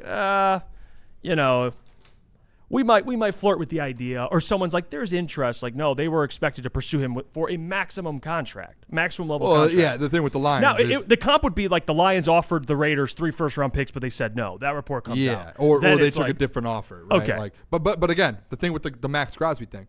Oh, well, we made a phone call, but so did 20 other NFL teams. With the Pistons, it literally, the Shams reports, hey, the Pistons were in and willing to offer a max contract for Austin Reeves. Yeah. And they told Austin Reeves and his agent, hey, if you don't go back to L.A., this offer's on the table. Is that comp fair, Caleb? Is that a fair comp? Yes, this is a fair comp. This gives me the kind of the idea that the Pistons are all in to do anything. It feels weird to say this because we didn't get Austin Reeves. Like, we're not the one paying him. But it's almost a comforting feeling knowing that the Pistons were ready to give Austin Reeves that whether you like him or not, they're willing to spend the money to make your basketball team better. Austin Reeves would have made your basketball team better, and the Pistons pursued him. They didn't get him, but that doesn't mean they're not going to go after, willing to trade a couple first-round picks for a guy like Trey Murphy. Again, Tyler Hero, a guy that people are iffy on. They're willing to maybe go get him and then pay him the max. Like, it's, again, weird kind of word for it, but it's a comforting feeling. Yeah, thank you. Comforting feeling knowing that they're willing to go make a move like this. This changes everything, I think, in my opinion, if I'm just being completely honest, because a week ago, and I'm excited, we're going to have Kool-Aid on here in a minute, and we were talking about this after the Trajan press conference last week, the pre-draft one, where he did mention, hey, we have our core guys, our three, and he kept mentioning three core guys. If they really were in on Austin Reeves and that contract, hey, they were going to offer him the max, that means Trajan wasn't serious about the three core guys. Because I don't know if Austin Reeves becomes your number 2. So now it's not your three core guys anymore. It's Cade and Austin. Am I wrong on that? No, yeah. I think that changes a little bit what Trajan said last week. I'll say this, like, I like the idea of the Pistons being aggressive. I'm kind of glad that Austin Reeves went back to LA. I'll just say that. You don't like that fit? I'm just not a big fan. I mean, he's almost 30 years old. I like Austin Reeves a lot, but you give him a 4-year contract. He's almost 30. He's 28. Which is kind of still. He is in his prime right now.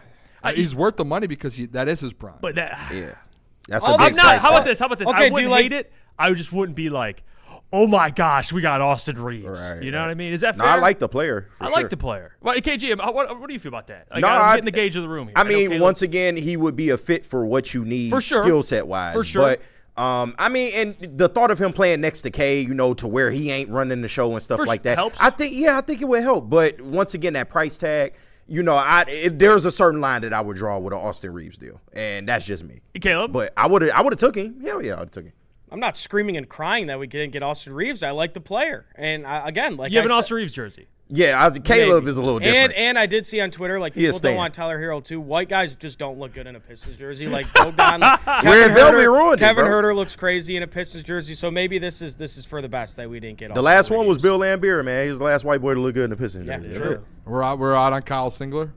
Oh yeah. Jonas Jerebko, maybe. Jerebko, that was my guy. No. That was my guy. I love Jerebko.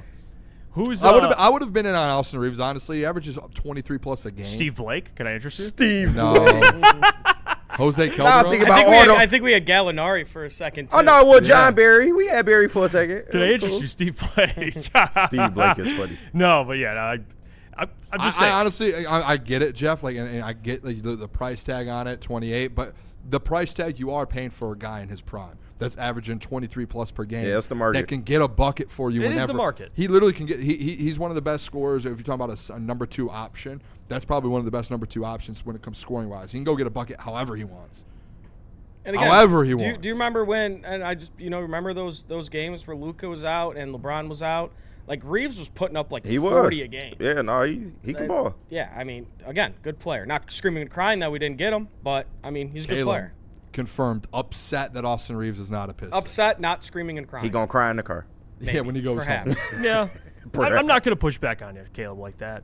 Thank you, Jeff. I'm not going to say, it sounds like the Jaylen Brown thing. Like, I did call Jaylen Brown a douchebag on air. I'm not going to go that far. You know what I mean? With Austin. Scumbag, maybe? Scumbag. I think Jaylen Brown. I'm already too deep. Scumbag on those of the waters. week? I'm already too deep in those Jaylen waters. Brown. But Austin Reeves, I'll give you that one. That's fine. By I the way, move people hard at the Duncan Robinson disrespect. people bring up That's Duncan. fair. Duncan. White guy in a Duncan. Pistons. Oh, uniform. yeah, What's wrong with true. Duncan? True. Duncan, all right. My bad. He did walk away from a scrap. And somebody he did do that. Yeah. But then he ended Yeah, up he did. joining it later. He did get a little feisty in the playoffs. So you know Yeah. what? And Shout out somebody to little did say Chris feisty. Platty looks fire in his Pistons jersey. Shout out Platty. Chris Platty looks fire in his Pistons jersey. I guess he does qualify. Yeah. That does qualify. Schiff said Luigi Datomi. God, I forgot about him. So, I mean, What a pull, by the way. he was like Aaron the MVP Baines? in the Aaron Baines. Wow. Yeah. Throw- Aaron Baines. Plumlee. Which one do we have? Mason. Oh, I Mason Plumlee. Oh, do we have Mason or Miles? think we had Mason. Kelly Olynyk. Kelly Olynyk. Yeah. Wow. Carlos Delfino. He's not white. Yeah, he's not. He's not white. He doesn't qualify. No, let's he's let's out. go to break. We get back. Detroit Pistons beat writer there's for so Woodward many Sports, names. credentialed media member, a mogul. I'm calling him a mogul. My guy, Detroit Kool-Aid. He's joining us. Talk about the Pistons pick, Pistons offseason. So stick around. You're not going to want to miss it. But first, tell me about Thrive, Boone. Let me tell you guys about Thrive. If you guys are mad about last night's pick, we need to get you some Thrive. Most people think energy. It comes in a 16-ounce can full of sugar and neon-colored liquid. But you guys should know better. It's time to upgrade your game with the Thrive Energy pouches. It's the tobacco-free, nicotine-free mental powerhouse, packing 300 milligrams of clean and smart caffeine, including alpha GPC and L-theanine. You get no jitters, no sugar crash, zero bloating. It can be found at dipstop.com, and you can use our promo code WSN for 15% off your entire order, or find them exclusively at all Market Fresh and Market Square locations.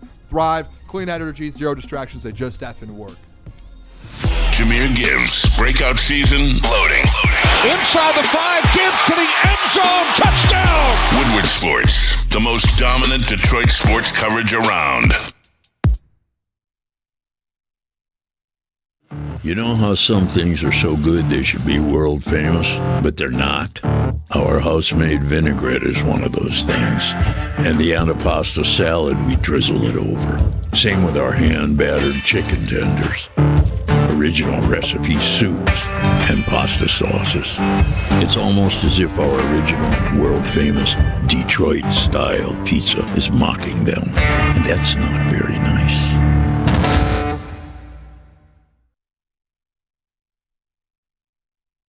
Finally, life-enhancing LASIK surgery at a price you can afford. Michigan's most experienced eye surgeon, Dr. Yaldo, is offering the most advanced LASIK at just $1,699 per eye, regardless of your prescription. Imagine not just being free from contacts and glasses, but actually seeing better without them. This limited 2026 spring offer is thousands less than others charge. Go to YaldoEyeCenter.com for your free evaluation and save. Neil Rule and Sean Belizian wake you up every Monday through Friday on Detroit's #1 sports network, Woodward Sports. That's right, Big D Energy has moved to mornings. Get your morning dose of Neil's tone and Sean's insanity. Weekdays 8 a.m. to 10 a.m. Two Detroit sports legends coming together for the best Detroit sports morning show there is. Big D Energy, waking you up weekdays on Detroit's #1 sports network. Shout out Mad Packs, the maddest of packs. And y'all already know I came to tell you about some of the great products that they got going right now. The Boom Shakalaka 200 milligram hash rosin gummies and the Hilo 200 milligram live resin gummies. A little bit of a difference there, but both really, really good. Alongside the Mad Packs extracts, they got flour, they got pre-rolls, whatever you need to get right for this summer, Mad Packs has got you covered. So listen, why don't you get some of these great products? Go to getmadpacks.com. Mad flavor, mad high, Mad Packs.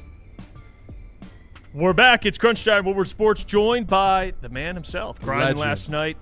You guys were live. You guys did a great job. I'll just speak from like the human level, because for me, like I wasn't able to watch the draft. So where did I go? Woodward Sports, and you guys covered the entire draft for me while I was driving. So appreciate you for that. Everyone that tuned in. Look, what I want to do first and foremost Chris, Justin, all Yes. the boys. Jeff, Hefe, Bomber was hopping on there as well. So you guys all crushed, man. That's exactly where I wanted to start first, is those guys, Bomber, Justin. He even made the trip out and provided, honestly, a lot of positive, I guess, coverage when it comes to these college prospects. You guys know that dude, Justin. That was one of the first things he did when he got here, was brought a lot of this kind of NCAA knowledge, both football and basketball. So it was dope to have him on the stream. And then Platty and Jeff, they did their thing. But we hear about what the Pistons did. Yeah, and by the way, you guys will be covering it. Well, we're Pistons, so go subscribe over there. You know, me and you'll be chopping it up. But I do want to ask you, we'll start there. Me and Booner kind of expressed how we thought the whole show kind of did.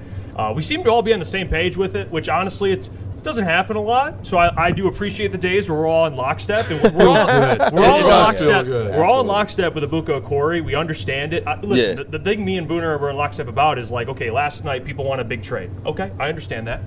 Who was traded for last night? So if you're Trajan, you're like, well, no deals are being made. The draft's here. What's the next best option, Brandon? Is trading up, which he did. And he got a guy who fits really well with what they need. And I went through I tweeted out the freshman stuff, like one of the best freshmen in the country. All the other top freshmen were drafted top 10. This guy goes 17. Yeah, and for me, I absolutely love his elite ability, not just to score the ball, but how he was able to do it at a high usage. Low turnovers. In all of the big moments and all of the impactful moments, I think that's what we need. When you talk about a number 2 next to Cade Cunningham and taking off some of the pressures, and then you also talk about having that secondary and that tertiary facilitator, this is what I'm thinking about here. And when I hear you guys talking about the certain moves that can be made, just to kind of pair this with that, with the Trey Murphy thing or the number 2 next K, I don't think that this means that core 3 is at fault. I believe that means that now your core 3 is a core 4, and everybody else, like Danis Jenkins, like Duncan Robinson, those guys don't even really have guaranteed contracts at this point. And so the Pistons can open up whatever cap space they want. And I do believe that a guy like Okorie, who possesses, I believe, next level potential, not just to be able to be a rotational guy, but to be able to come here and give you something impactful. I believe that they hedged their bets and they said, you know what, that's our guy, and they went after him. What do you think? Because we keep talking about, we keep getting comments about the Marcus Sasser stuff, the Danis Jenkins stuff. Does this feel like for you, because we had pushback, people are like, Sasser's still the guy, like Ebuka's not going to be able to beat him out right away. Does it feel like to you that this was a move where they're kind of tired of that backup point guard spot? Because Trajan did, I think he mentioned last night, he mentioned that he's going to be the second unit point guard and that he wants him to be that guy. Does it feel like it's one of those things where it's like Sasser's kind of off the table a little bit now? I feel like Sasser, and I've been saying this since we were doing podcasts, bro, that Sasser is a combo guard. Trying to force him to be a point guard, I thought was honestly a wreck of his career. When you looked at his three-point shooting ability, his ability to shoot, as the off-ball or the secondary guard, he came into the league with that and was doing it pretty well. That's what made us all kind of fall in love with what he could be off the bench. And then when they tried to force him to be a point guard, I remember it was a summer league or 2 ago I covered, and he was like, yeah, I'm working on this. They want me to work on point guard type stuff. And I was like, goodness gracious. And it just seemed like that just took him out of his complete rhythm. A guy with Okorie, there is no second guessing here. He knows exactly what he's going to do. And so I believe that he replaces a lot of these other guys, not in terms of is a Danis Jenkins not going to be in a roster or not or be in a rotation, but in terms of having a player who, when he hits that mid-range, having a player who, when the pressure is built up, having a player who understands how to facilitate as a secondary guy, being able to, draw in that gravity and be able to make the right decision. We were sorely lacking that in the playoffs from every guard. Danis had some good moments, but when it came down to Cade Cunningham needed somebody else that could help him, that's where things fell apart in that Cleveland series. That's where things fell apart early against the Magic as well. So I think Okorie, if he is in the NBA what we've seen him be in college, being able to have an impact greater than his height. Everyone keeps talking about the height. He is more like 6'2", 190, so he's not a little guard. He has some creative ways to finish, man. If he can reach a little bit of what they're talking about, man, I think I put him firmly in that core that you're talking about with Cade, Duren, and Asar Thompson. Yeah, we agree with you. I want to add, too, like the report that just came out, Shams put out that the Pistons were willing and ready to go to offer Austin Reeves a max contract. Which, we talk about that fit, and I think it tells us one thing, whether if you don't like Austin Reeves or not, whatever, for the money, it tells us this: Trajan Langdon isn't playing around, dude. Like, I think the biggest comment we got out of a lot of people on Twitter, which I know Twitter sometimes we just look at as fake, but on YouTube as well, is like, Ebuka's not going to take. He's not going to be the savior, or he's not going to take pressure off of Kate. He's not. That's not his job. He has a skill set that can, but he's 19. You know how this works, man. You've been covering the league. They're going to go out in free agency and find that help. So what do you think about the Austin Reeves report, some of the available free agents? I know there's no we brought up the Norman Powell interest. Like, how are you feeling kind of heading towards free agency? I think it's consistent with what Trajan Langdon said. He tipped us off at the pre-draft press conference, and he said, hey, look, we got guys that we're going to go after. We have free agents. We have trade targets. It's just about if those guys want to come here and if those other teams want to help us. When you talk about what happened with the Tyler Herro thing in terms of the Bucks and the Heat trade, maybe those teams were like, you know what, maybe we just don't want to really help the Pistons right now. And Trajan said that. Yeah. And so I'm glad to see him being true to word. Last year he said, I'm just kind of assessing. He came into this season saying the same thing, but he said this is the last year of that. So when he went into that press conference, he did say, hey, look, we are looking to see if we can take some big swings without having to necessarily mortgage our future. And when he said that core three, that to me instantly said, you know what, when you look at the Pistons contracts, everybody else can go realistically, and it won't really cost them too much. And some of these players also hold really, really good trade value. So Trajan Langdon is already telling us that he's willing to go out there and play ball. Him continuing to emphasize core three, to me meant, you know what, I'm willing to take a big swing, and whoever outside that core three we got to trade, relinquish, not re-sign, see ya. Yeah. Deuces. What do you think, like, when you talk about like the core three, but then adding the pieces? What if for you, like, if you were like, hey, I'm Trajan, these are the moves I'm going to make. Obviously, the rumors of Norman Powell and free agency, they're linked to him. That's nice. The Trey Murphy stuff, which the price is high. You mentioned Tyler Herro. If you were kind of the GM and doing what Trajan is, how would you build this roster, like this offseason? Man, I'm looking for a forward. Like, John Collins is a name for a few years that has just back to when we were doing podcasts, when we were doing it. Like, John Collins. That's a player who I'm just wondering, like, is that the guy? Is that someone that you could sneak in and just say, you know what, we'll take the flyer on him finally? I know that in the past the Pistons have flirted with the ideas, but they just couldn't consummate it. That's somebody that I'm looking at as it relates to this free agency. But you can't really go wrong with some of these other names that you hear the Pistons in on. So you know, and you hope it's a little more than what some people believe with Brad Holmes, that he's just knocking on the door just to say he knocked. I do believe that Trajan is going out there and trying to get these players here, because when the Austin Reeves news comes out, how much more sense now does it make that the Lakers started to mess with Jalen Duren to the point that it leaked that the Pistons had to tell him, like, back the F up, bro. Like, so that's why I'm like, you know what, Trajan's actually out here kind of walking the streets like, I know we're Detroit. I know it might be tough for us to attract these stars, but I'm kicking indoors, and I like that. I really like that. I do. It's different. It's different than we've seen the last few years. It is, but especially with Troy Weaver, it's way different. It definitely is, because I think Trajan he's cerebral. When they talk about that Alaskan assassin, you see the way he played the game, and you see some of the regimes that he's worked with. I believe that he's made for this right here. And beyond just John Collins, like, if you can get a Norman Powell, you absolutely do something like that. But do you guys believe that the Pistons are out on one of those top tier number 2 type players, like a Trey Murphy?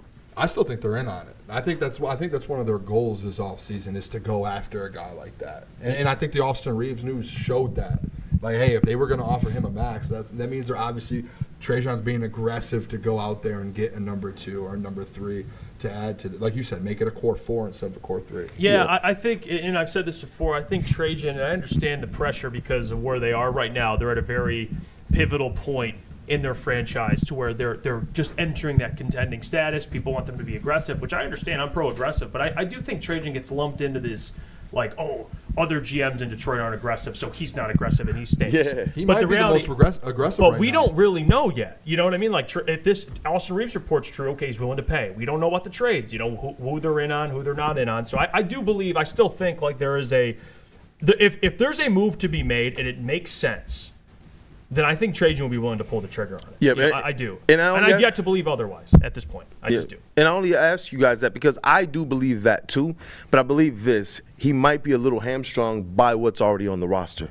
When you lock in what your core 3 is, and you're one of these other GMs or one of these other teams, and you have Trey Murphy, and you're looking up the Pistons are willing to give a return. Mind you, Trajan has already said he doesn't want to mortgage the future. He will give up a draft pick or 2, but he doesn't want to mortgage the future.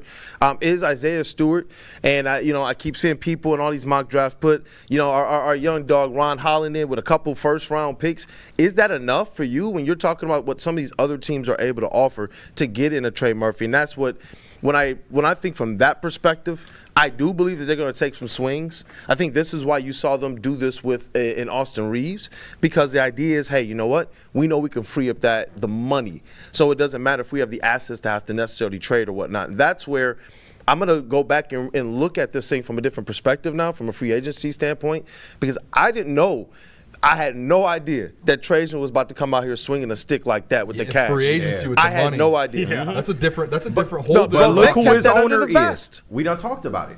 Tom Gores is willing to spend that bag. You know he is. Yeah. Oh, he definitely is. Yeah. He definitely is. He definitely is, man.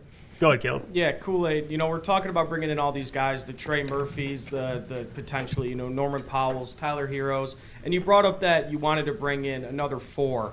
What does this mean, bringing in all this money? What does this mean for the future of Tobias Harris with the Detroit Pistons? He's an unrestricted free agent, gave you some good minutes in the playoffs. He's been a nice veteran for you for the past 2 years. Is this a guy they're going to look to bring him back, maybe on a cheaper deal?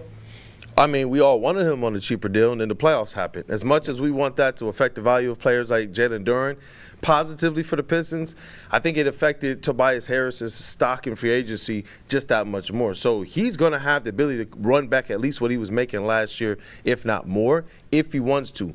So for me, it's what's the cost of being here, and are you willing to play, in my opinion, a role off the bench? Yes. Especially if Stewart is out, then you're looking for Unk to now kind of be that voice and that presence, that 4 off the bench for you. And that's just me. I get that there's some people out there who believe, you know what, bring back Unk at all costs, and I know just some people who are like, punt him to the moon. But for me, if you can get him for like that mid-level exception, off the bench type thing, I'm okay with the Tobias role, and that's where if you get a John Collins that's starting in front of him, that gives you a little bit more versatility as well. I think that would be a perfect battery for your force. He's made. I'm not pocket watching, but he's made so much money in his career. I think he would be like, hey, what's the cost of wanting to be here? Yeah, he wants to be. He wants to win in Detroit. All right. Here it is. I'll tell you what, we'll go to break. We're going to keep you on. When we come back, we'll talk more with Brandon. We got more to get to talking Detroit Pistons. But first, I think we got Gold Crown. Yes. Next. Shout out to Gold Crown, and in particular, the new Royal Jesters, man. These ain't just your average pre-rolls. They are stuffed, man. 1.5 grams each, and they are quad infused. Keef-coated, live resin infused, THCA diamonds, and terpenes, all packed into a beautiful, luxurious joint that you can just smoke, man. You can pass it around, and people will think you're cool for doing so, man. Michigan made, top tier, no shortcuts. Next time you at the dispo, don't think, just ask for the Royal Jesters, because if you're gonna smoke, come on, y'all. Smoke like royalty. We don't like to brag that we are the toughest sports network in Detroit, but we do have a guy named Darren McCarty on our side. Woodward Sports.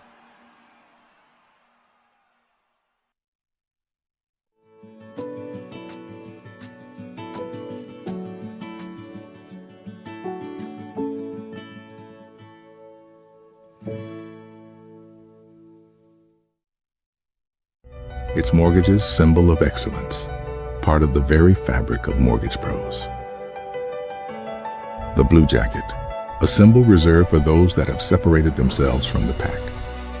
Those who chose discipline over excuses, standards over shortcuts. At Mortgage Pros, greatness isn't given, it is earned.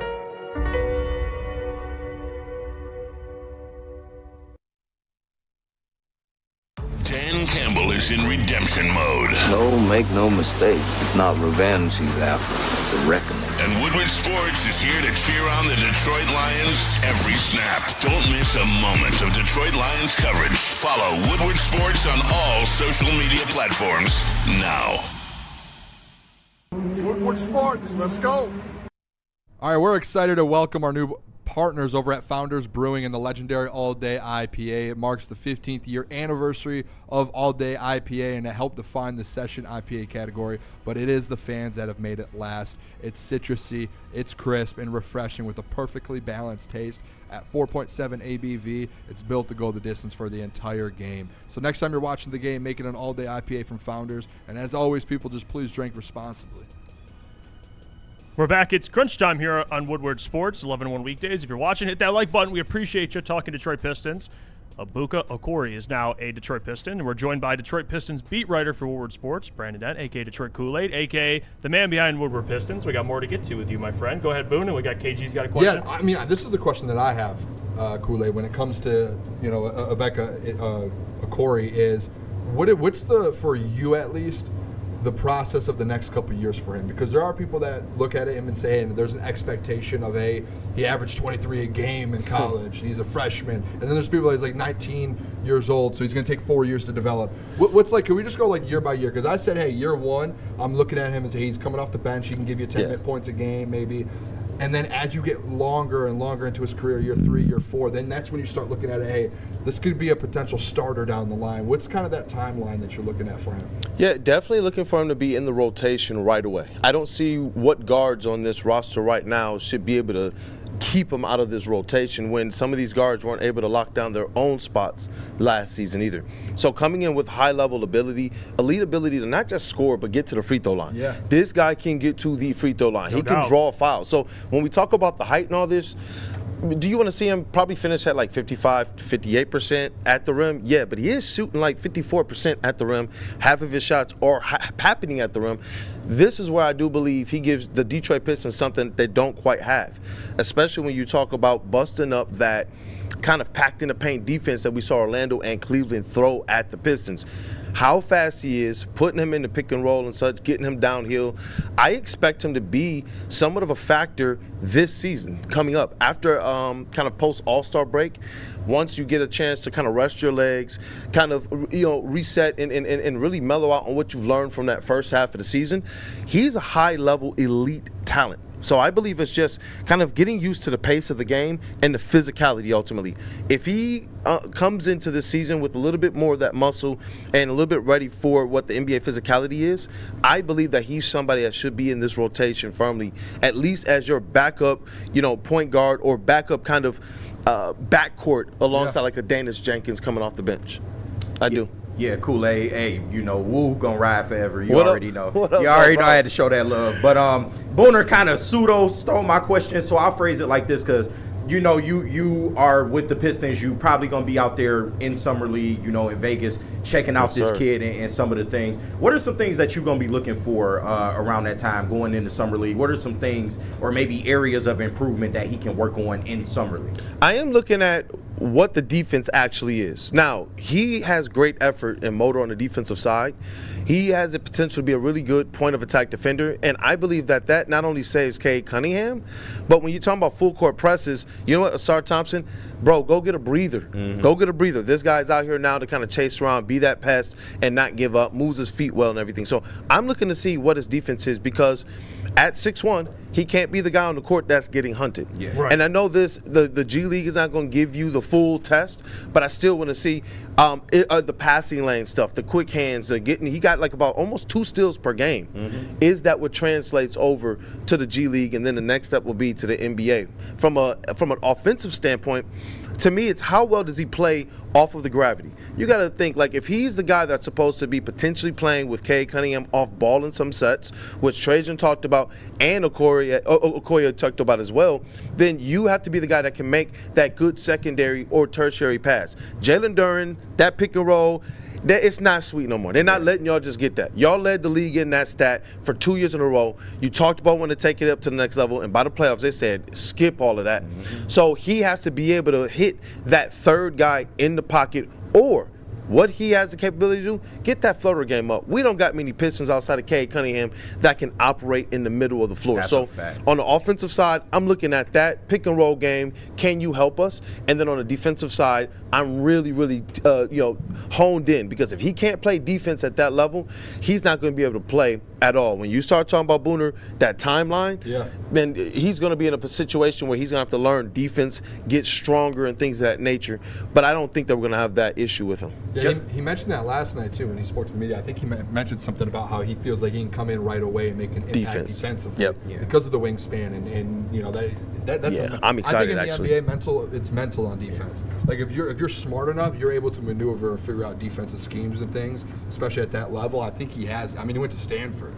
I mean, originally committed to Harvard. Yeah, so he's a smart basketball player, smart kid. So I think that side helps him out a lot. Just a real quick follow-up to that, the shooting. How do you think the shooting will translate to the NBA? Because that's been a big sticking point for some people. You know, he did shoot 45%. He had the ball in his hands a lot. He shot 45%, 35 from 3. How do you think that shooting will translate to the NBA? And some of those threes, too, deep. Yeah, deep, yeah. Pulling up from NBA range. He got a ratchet on him. He do. He got that ratchet on him, and it's just realistically, how do you want it, bro? Hey, look, I had that in the notes. You see that? His shooting right there, right? The 35% on almost 6 attempts per game. Yeah. His catch and shoot is awesome. 39% on unguarded catch and shoot threes. Ooh. Imagine if he's playing in a lineup with Cade Cunningham. Yeah. We need people that can hit those shots. And you talk about a guy who has 30% usage. We're not talking about Chazner, who we thought could be a specialist, and we know he has a shot. We're talking about a guy who goes out there and says, no, that's mine. Yeah. That's the mentality that he brings to it. And you're talking about giving him open three-pointers.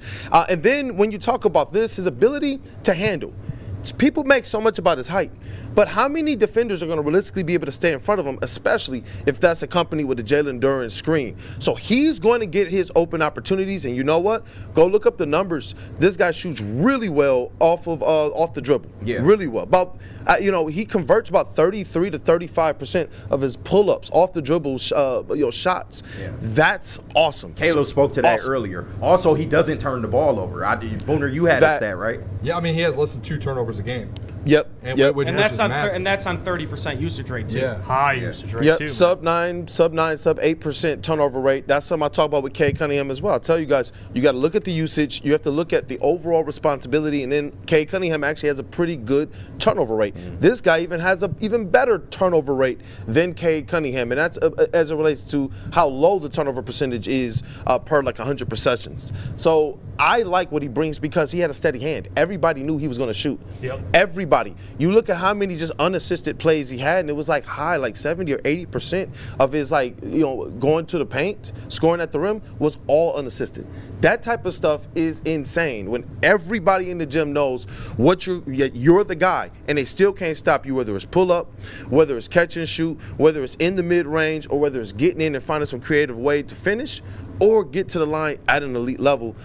I'm excited about what he can be, and I don't think that the height is going to necessarily make him a void on this team. I got a question for you, last question, but I do want to read this comment though. Mr. Pierce says, as big as his head is, I hope he's smart. Yeah. His head is massive, confirmed. Yeah, he is smart too. It's a fair comment. Those things are true. Yeah. I do want to ask you another big thing, Cam Carr, which I love Cam Carr. I know the weight thing, a little skinnier, but he's a hell of a prospect. He ended up going late in the first, but for people that are like Cam Carr, and I was one of those people, but I wasn't like Cam Carr or bust, but that was a guy that I was like, hey, if he's there, I would love to take him. What do you think of the comparison there, and why, and just kind of playing the role of Trajan, why do you think it was a Ebuka Okorie over a guy like Cam Carr?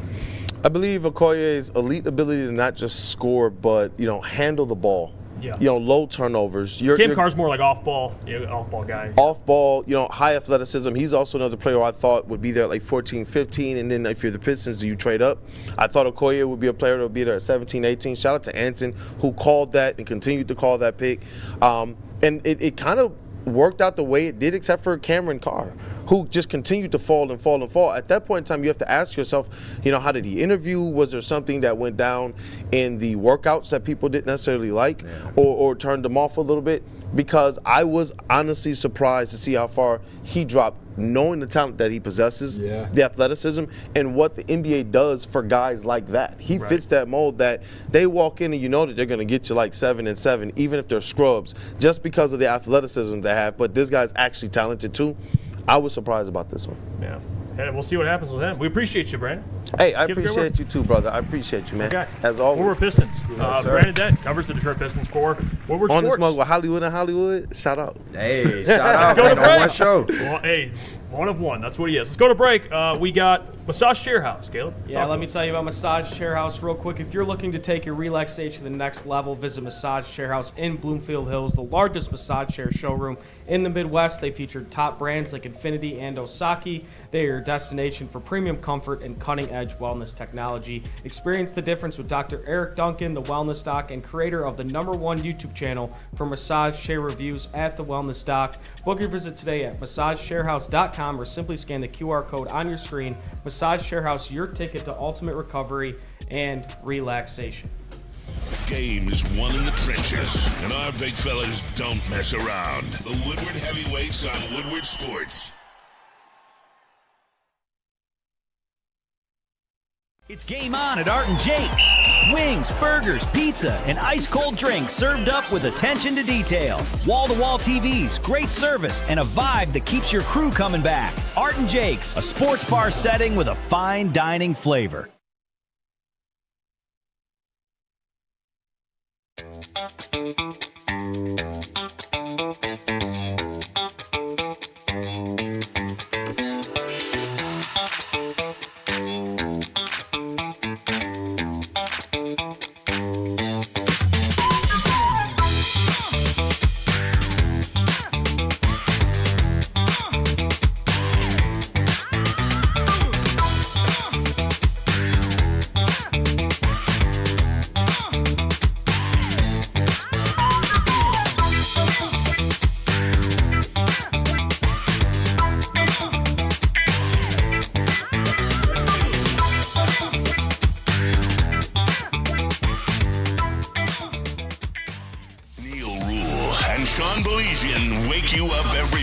Friday on Detroit's #1 sports network, Woodward Sports. That's right, Big D Energy has moved to mornings. Get your morning dose of Neil's tone and Sean's insanity. Weekdays 8 a.m. to 10 a.m. Two Detroit sports legends coming together for the best Detroit sports morning show there is. Big D Energy, waking you up weekdays on Detroit's #1 sports network.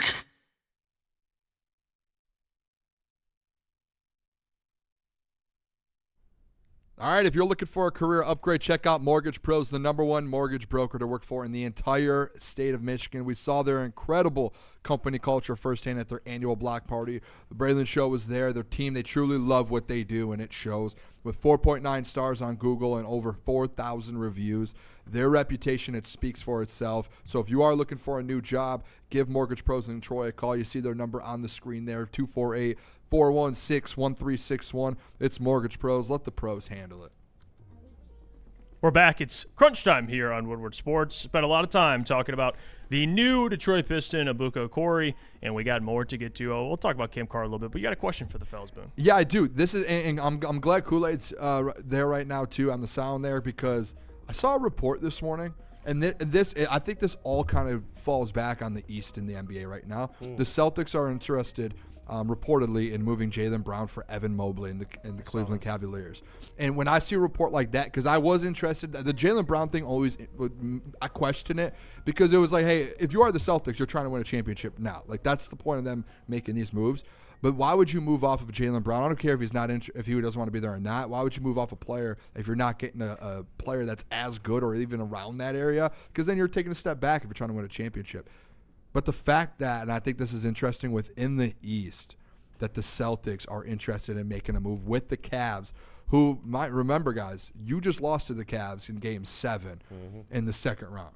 You lost to the Cavs, and now they want to move for Jaylen Brown. That puts you in a spot to where, and I think Trajan, and this is just with the Austin, it goes back to the Austin Reeves report this morning, that they were aggressive in wanting to add Austin Reeves. I think Trajan, when you see those reports, might feel a little bit of pressure, and not from the fans, but within the East, to where, hey, you were the #1 team in the East. He doesn't want to take a step back, and I know it could have been kind of, I don't want to say a fraud being the one in the East, but it was a down East year. But either way, he wants to continue to be a top 3 team in the East. When you see teams like that in the East make moves, you just saw Giannis go to the Heat, and they put him with Bam. Now you're about to potentially see Evan Mobley go to the Celtics, Jaylen Brown with Donovan Mitchell.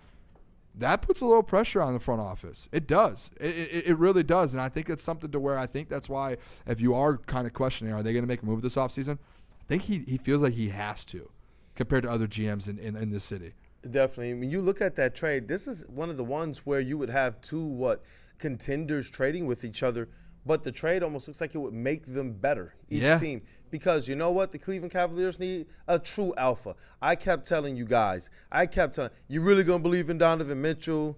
No, not at all. I don't care what happened in the playoffs. He's not getting it done, even though they have all that talent over there. Even though they tried to blame it on JB Bickerstaff, he's not getting it done. But what do we know about Jaylen Brown? We saw him step into, he should have been on that first team All-NBA. For sure. I'm going to say that first and foremost, but he stepped into being something that people thought he couldn't be, and that was an MVP candidate. That was a A1 leader, and that was a guy who could help to elevate a team. I don't know why Boston would want to get rid of that. I have no idea why. I would, I think if Danny Ainge was there still, they'd probably take a different approach. But to me, what Boston is trying to do as well is lock down something that they've had a hard time doing since Al Horford has left, and that's a consistent big man that can change the game. And that's what Evan Mobley can present for them. Is that enough when you talk about Evan Mobley, Tatum, White, and some of the other supporting pieces they have around them? I don't know. I feel like that trade would work for best for both teams, but I have no idea why you would just say, hey, you know what, Jaylen Brown, I don't want you anymore. Well, Kool-Aid, they got Hugo Gonzalez. That's a guy that Shireman guys they didn't want to trade for Giannis. I don't know if you saw that. Yeah. Those were guys they didn't want to insane. Wanted to hold on to Hugo. His name just popping up in trade deals all over just feels so disrespectful. Bro. Like, what did he just do for your team? Like, people believed in your team because of him, and I was just like, hey, you know what, deuces, bro. And I just don't get it. It's not like him and Tatum don't like each other either. Like, they've came out and said, yeah, we both want to be here. But kind of to answer your question too, Boone, like, I feel like the Cavs feel a little more rushed than Trajan does. Just because of the fact Donovan Mitchell's, 30? James Harden's 35. And I get it. Like, it could be a wide-open East. It was a wide-open East this year. You want Trajan to be aggressive. If he sees other teams wanting to make these moves, yeah, he's going to want to be more aggressive. But the Cavs' timeline is coming to an end, kind of. Harden old, Mitchell old.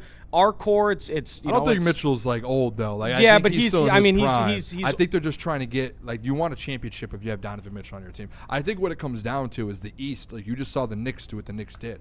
I think as well too. Like, everyone thought the West was untouchable. Like, Wemby and them untouchable, Thunder untouchable, and now you see the Cavs are like, wait a second, the Knicks just did it. Like, they in their mind they probably, I know they got swept, but they're like, we should be on the Knicks level. And I think the Celtics, we just won a couple years ago. How are we not? Like, so I think the East looks at it in a sense of, you might be right. Maybe they feel a little bit more rushed. But I think as the East as a whole, I think teams like Miami, the Celtics, the Cavs, the Pistons, and then you want to throw the Knicks in there even though they just won it. I think those top-end teams in the East, they're all sitting there like, we need to make major moves. And that's why you see the report this morning come out of that, of Jaylen Brown to the Cavs. Because the Cavs, they want to win. They just saw the Knicks do it. And I think Trajan, guys, like, I'm not sitting here reporting anything, but I can almost say for a fact that Trajan's looking at that and being like, wait a second. You'd be a dummy to not call, at least. Like, wait a second. We can't sit back. If the East is getting this good and they're going to pair Donovan with Jaylen Brown, we got to make some sort of move. Absolutely. Whether even if that's Norman Powell, we got to make a move. Like, we're going to get swept next year if we don't. That's where I think Trajan needs to kind of a little bit of a pressure and a push. Yeah, I think GMs will always say, like, oh, we don't pay attention to other teams. They absolutely 100%. Yeah, 100%. Especially if you're that's your job. Yeah, if you're at the top two in that respected conference, you're looking at those other 2 or 3 teams being like, all right, we got to compete with them. You don't think? How do we do it? Yeah, you don't think OKC's looking at losing to the Spurs last year and looking at how they could build their roster to beat the Spurs and like seeing what they're doing. Yeah, they're 100%. That's why they drafted Amon-Ra. That's exactly why. They didn't even need him per se. But yeah. Fun fact too, why did the Knicks kind of do what they did? Was because they were trying to beat the Boston Celtics. That's why they made the moves, and that was very well known. I think they did it and made the moves with Karl-Anthony Towns and them because they were like, we need to find a way to beat the Celtics when the Celtics won. Yeah, you don't think anyone in the NFC is looking around after Myles Garrett's around? Exactly. Like, they're like, shit. Yeah, like, they're like, no, we don't care about that. That's not our team. That's why I said, people were mad that I said I brought the Max Crosby stuff, and they're like, this is old. Like, no, it's not old because they just went and got Myles Garrett. All right. So if you're Brad and you're a contender, you're sitting there going, all right, we kind of need to make a move. So I think it's the same thing in the NBA, and I think the pressure on Trajan in his head, I don't even think it's fans. I think it's just within the conference in his mind. He's like, all right, pressure's on. It's time to go. Pennington Sasquatch says James Harden is the last American-born NBA player to win MVP. It was 9 years ago. Well, that clock's out on James Harden. That is crazy. This offseason's I mean, I think they're done. Wemby's probably going to win it next year. 9 years ago was the last American-born MVP. Yeah. Neil always says that stat. So yeah. Wow. It's crazy to think about. We should just draft international players every year. At this point, they could have had. We got a bad history with that. I guess we do. Yeah, that's fair. Darko Milicic. Yeah. Sekou Demboya. Yeah. Is Henry Allenson, was he European or is he? No, he was from Marquette. The whitest of all time. Sure. Got it. See, European. No, Henry Ellison. Oh, yeah. Oh, shit. Straight out of Wisconsin. Yeah. That's Jay Stee says, is Norman Powell good? I don't watch the Heat. Yes, Norman Powell is 20 good. plus a game, and I know points per game isn't always the thing. He was an all-star. Yeah. And he could score. Yeah. He is older. I will say that he is older, just now getting his first all-star, but he is somebody that can go get you a bucket, absolutely. Yeah. That can help you right now. Yes. KJ says Killian Hayes. There you go. French point guard. Yeah. Oui, oui. Yeah. I thought I was bought in. Don't worry. I fell victim to it. I was Played like, like a croissant. That's what it was. Left-handed. They were like left-hand. James Harden. Yep. Yeah, they That's saw where the my mind step went. back. Hey, Yeah, they saw the step back. I watched him lock up Trae Young, so I seen it with my own eyes. So. And he punched Will Wagner in the face. So he did Shout out everything we Killian. needed him to do. Imagine if Killian Hayes ended up being an all-star, and you had him on this roster. Booner, you In know an what's alternate world. fun exercise here? You go look back at that draft and like what people were saying.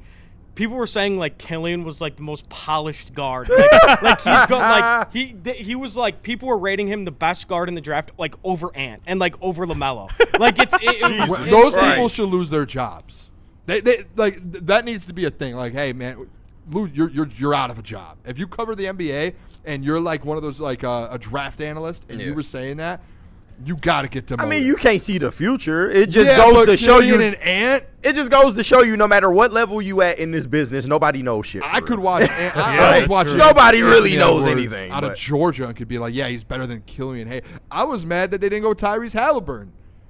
Well, that's hindsight. Were you actually? I was. I said the other day on the show. No, he said he was big on Hallie. Watching the NBA draft, sitting there. I will say covering a lot of socials, people like Tyrese. And I remember just yelling like, "Tyrese, we got him. Let's go!" wanted And then him, boom, but, yeah. Killian pops up on the screen. And my cousin was in the other room and probably heard me yell. I was just like, "What are you guys doing?" Yeah, I'm not going to sit here and act like I was pro Killian. I was pro Killian after he was drafted, but before it was Tyrese. You still have the jersey. It's the curse. It of was that Tyrese fucking, Halliburton for me until Killian was drafted. I'm like, well, hold on. It's the curse of that damn 8th pick, man. Maybe they know something I don't. That was one of the worst. I'm gonna They say did it. worst days of my life, but as a fan, a Pistons fan, I was like, this is like. I felt like it was like an all-time low. That was when I started thinking. I think Troy Weaver's just addicted to the lottery. Like I was like, this guy's just addicted to drafting. Darrell says we just got a MF ball player. I don't care what these fools are talking about. He's legit. Yes. I agree. Appreciate it. You know ball, Darrell. Let's go to break. We come back. I mean, what do we want to do? You want to do your segment, Caleb? You got some stuff planned? Yeah, we could do a little bit of my segment. We could do a little mailbag. We could do it. Yeah, we can. By the way, go a little over here. You're up, Big Caleb. day. Tell me about D-Max Grind Time event. Yeah, Thursday, July 2nd, Darren McCarty is bringing the grit back to Detroit. Woodward Sports is taking over the grand opening of Grind Time Pro Wrestling Academy at the historic Brewster Wheeler Recreation Center in Detroit. The Woodward Heavyweights will be broadcasting live on site from 5 to 7 p.m. The open house runs from 5:30 to 7:30, giving you the perfect chance to tour the brand new school, sign up for classes, or lock in your gym membership. Then stick around right after for a free graduation wrestling show to see Grind Time's newest students put it all on the line. Don't miss out. Check out Grind Time Wrestling Academy on Thursday, July 2nd.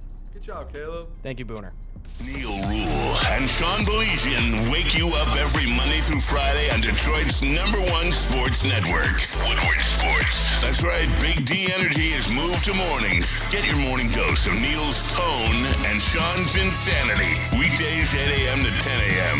Two Detroit sports legends coming together for the best Detroit sports morning show there is. Big D Energy, waking you up weekdays on Detroit's #1 sports network. You know how some things are so good they should be world famous, but they're not? Our house-made vinaigrette is one of those things. And the antipasta salad, we drizzle it over.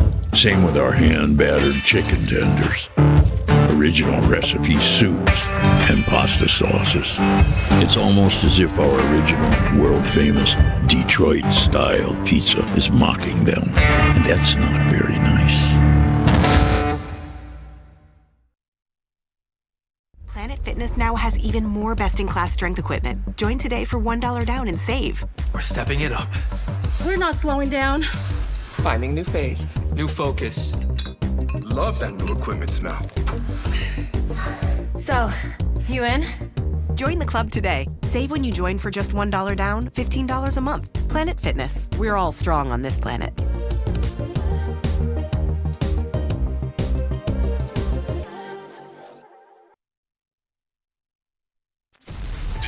has the best sports fans in the world. That's why they deserve the best sports coverage in the world. We are the Woodward Sports Network. All right, you usually know Black Rock Bar and Grill for their ultimate dinner sizzle, but now they're bringing back that same heat for your mornings. Introducing the brand new Black Rock Brunch. They're serving up a fresh menu stacked with mouth-watering twists on all of your favorite breakfast foods. Check it out at their Heartland location, which they were at yesterday for the NBA watch party, the draft watch party. They have that daily from 7 to 11 a.m., or you can catch the weekend vibe in Novi Friday to Sunday from 9 a.m. to noon. Ditch the boring breakfast, guys. Come taste the new standard for the morning flavor. Black Rock Brunch, now daily in Heartland and weekends in Novi. We're back. It's Crunch Time, Woodward Sports. Shit you may not know with Caleb Zarnick. Caleb, tell us about some shit we may not know. Yeah, as much as I'd like to keep talking about Okorie, because, like you guys know, I love the pick. We'll get to some Pistons stuff again in a second with some mailbag, but I do need to bring up the Tigers. Lost last night. Apparently they were back. Lost last night, like, they're not back, whatever. But Ben and Jerry, no, hold on. Okay. Hold on. Last night's loss meant nothing. Scooble's on the mound tonight. I said they win this series.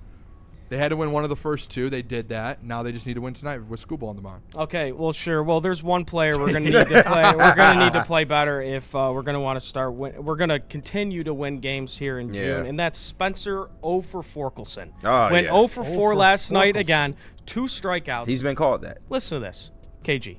Who holds the record for the most strikeouts in a season for the Tigers? That's Riley Green. Yeah, that was last year. Yeah, our guy Spencer Torkelson. He's on pace to tie that record. Oh, my God. This year. He has been just abysmal for this team. I think he's hitting, 210, 0 for 4 last night, 2 strikeouts. Just a abysmal performance for Spencer Torkelson. I mean, are we just going to take the low-hanging fruit, Caleb? Like, what are we doing with Torque? What about the day before? I went 2 for 4. We were at the game, went 2 for 3. A double, a run. He's still hitting consistency. The day before, the game before, 2 for 4. That's been the problem with him. RBI. If he's not hitting home runs, he's not giving you much. He hasn't hit a home run though. But in the 3 of the last 4 games, let me do the math real quick. 4, 5. But Booner, you got to. He went 5 for 14 the last 4 games. You want to travel down this road? With 5 for 14. Booner, you're going to battle for Spencer Torkelson right now? No, what I'm saying, I'm not saying as a season as a whole, but I'm saying all of a sudden he had an 0 for 4 game last night. But the 3 games before that, you were quiet. Why didn't you say anything the last 3 games before that? Because he's still hitting 210 on the season, Booner. His average is 210, bro. You got to realize. Fair. It's not great. His role on the team is to be a masher. He's supposed to be your power source. He needs to hit homers. That is his role. That is his role. He's a former 30 homer guy. You're yelling. I hear you. I'm with you. All right. All I'm saying is the 3 games the days before he had a good game. What does that mean, though? No one said anything. But that's all I was asking. You want to walk down this road? Because I hear you guys. Again, I hear you guys. He goes over 4. 3 games before that, he was good. Say it with me now. Consistency. Yeah, KG. Jahmai Jones got a pinch hit single the other day. That means we're not allowed to talk about him. Yeah, true. Yeah, he can hit lefty. So, yeah. I mean, yeah, Torque has been absolutely awful. Someone that hasn't been awful, though, for the Detroit Tigers, I think you could argue, honestly, you guys can call me crazy. Go look at the F4. This guy's been a top 10 player in all of baseball, and that's Dylan Dingler. Yes, sir. And he should be an all-star. But what is absolutely crazy is Alejandro Kirk. A guy who was hurt for half the year. He's hitting 200 with 1 home run. Has more all-star votes than Dylan Dingler, who has 18 home runs on the year. He's been one of the best defensive catchers in all of baseball. This guy epitomizes what an all-star catcher is. Fan vote is a joke. I was going to say, can we have that conversation? Can we have the conversation? We can. In all sports, just get rid of fan votes. I get fans could have get rid of them. Yeah, I agree. It's so Absolutely. bad. Yeah. Like the fans, I mean, it really just comes down to the market you're in. Yeah. Like in Toronto, like my cousin brought up, Toronto. That's their only team in Canada. Yeah. So you have the whole country of Canada behind Alejandro Kirk. So you're not winning. Like it's over. Yeah. Like, he's getting the starting job. It's terrible. And these things too, like especially in other sports like football, like Pro Bowls, that's like incentives on your contract, and obviously NBA All-Stars, those are probably incentives on your contracts. Like not getting, if Dylan Dingler doesn't make an all-star team this year, that could hurt him in contract negotiations. No doubt. This hurts him. Like it's funny. Alejandro Kirk, little chode fat guy, is going to make the all-star team again. I get it. Like Toronto loves him, but Dylan Dingler 100% deserves to be an all-star. I can understand why he's not number 1 in voting because Langoliers from, I don't know if it's, Oakland, the A's. Sacramento is it Sacramento? Yeah. Sure, he's been phenomenal. But Dylan Dingler, there's no reason why a guy like Alejandro Kirk, who was hurt for a while and stinks, should be ahead of Dylan Dingler. Dingler is arguably best in the game right now. Yes, best catcher absolutely. in the game. I think he's a top 10 player. Yeah. I go look at the F4, go look at everything. Like, he is a top 10 player. He's the right-handed power bat that we've been asking for. He's taken Torque's job, being that right-handed as a catcher. As a catcher in the lineup. Another one here. So I don't think I could play it, but the trailer for the new quarterback show just came out on Netflix. We've seen Jared Goff on it before. Who is it this year? The 4 quarterbacks this year: Jaden Daniels, Cam Ward, and Joe Flacco. There's only 3? Joe Flacco. Yeah, only 3. Joe Flacco. Hey, Cam Ward? Yeah, no, Cam Ward. Yeah. There we go. We get I'm more interested in Jaden Daniels and what the hell is going on in Washington. That's what I'm trying to figure out. What the hell is going on there? And you get to see the whole last year, too. Yeah. That whole situation. That's actually interesting. That's a guy. Those are great. Yeah. Joe Flacco. Hey, I don't want to see Flacco, bro. Maz loves Flacco in his eyes. But Flacco had an interesting season last year. Got traded. So, like, I think it could be cool. It's all for that. It's for that type of stuff. What you notice, though, a lot of like star quarterbacks started doing it at first. Like Joe Burrow was in it. Mm-hmm. You saw some big time. I think Patrick Mahomes was in it at one point. Yeah. Quarterbacks that showed this might be the last season. My favorite was Marcus Mariota, where he just pretty much dipped on the Falcons. That was the funniest shit, boy. Yeah, I think this is the last year of it. You see slowly the high-level quarterbacks just getting out. Yeah, they got to go back to the receiver thing. I think the receivers would or there's different, even a different position group, like a running back or something. Tight end. Or if they did their own version of like Hard Knocks, like if they try to do their own version of that, like if they can get an NFL team. I know NFL teams. I don't think like they can do that. I'm guessing the NFL gives that to Hard Knocks specifically. Yeah. They don't want to probably go down that road because that is just a Hard Knocks 2.0. Yeah. And they're competing against their own NFL films. Yeah, they will never do that. Yeah, I got one more here, and then we could get onto some mailbag. Michigan basketball fans, look, I know you've had a bad couple days. Dusty May leaves. But you guys did make history yesterday, becoming the first Big Ten team with 3 lottery picks in a single draft, with Morris Johnson going to the Mavs, Yaxel Lenenborg going to the Warriors, and Mara going to OKC. So May had his pick of which Michigan player he wanted to start, and he picked Mo Johnson. That was anybody surprised by that? I honestly was. I didn't know. I thought he would have gone like Yaxel, to be honest, because probably right away Yaxel's better, and Morris Johnson like offensively is a little bit more inconsistent. Yeah, we've seen that, but I think like ceiling wise, you look at Mo Johnson's probably the ceiling out of all those guys are. I think who went in the shout out to Neil, he called that too. Who went to the best spot? I think it's Mara. I think Mara going to OKC. He's I literally before I think we were at like the 9th, 10th pick. I texted in a group chat and said Mara's going to the Thunder. As soon as he didn't get picked 10, I said a couple picks later I was like he's going to the Oklahoma City Thunder and he's going to be what's his name that's there, that big guy. Hartenstein. He's going to be Hartenstein's replacement in 2 years. Like Hartenstein might start right away. But Mara in a year or two is going to end up taking that spot over on a rookie deal. They'll let Hartenstein walk once his contract's up. And Chet has been hurt a lot. Well, so he might get time. Yeah, they were saying too that if they bring Hartenstein back, they might have Chet play the 3, which is crazy. Especially look, I didn't say it. I don't think it's crazy. I don't. He's skilled enough, but he got to stay on the floor. You don't like it, Jeff? He can play the 3, bro. What are you looking at me like that for? I'm just saying what people said. I'm just reading words on a screen, Jeff. I think what they do is Hartenstein, he's on a club option right now. He's a free agent next year.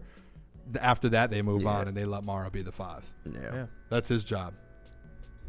You wouldn't play Chet there all the time, but I'm saying he can play it, though. Oh, interesting. Yeah, I would love Chet. If I'm on the wing and Chet's on me, I'm a 3 in this league. I love that. Yeah, let me get that dude walking. He's like running around like a giraffe. Yeah, defensively you're gonna lose a little bit, but offensively, yeah. I'm telling you, I'll rock with that. Let's get to some mailbag. H Nash says mailbag: are the Tigers buyers or sellers, and who would be the ones leaving? Well, obviously it depends on. It's a long convo. You're right. That's a long we got to do that topic later this week. Most likely they'll be sellers, though. Yeah, it depends. We're gonna know in a couple weeks. Yeah, you really ain't got that much time left, so. RJ Graham says mailbag: should they trade for Ja Morant? The Grizzlies been trying to trade Morant all year. Listen, man, y'all don't want to hear my Ja Morant thoughts in terms of Pistons. No.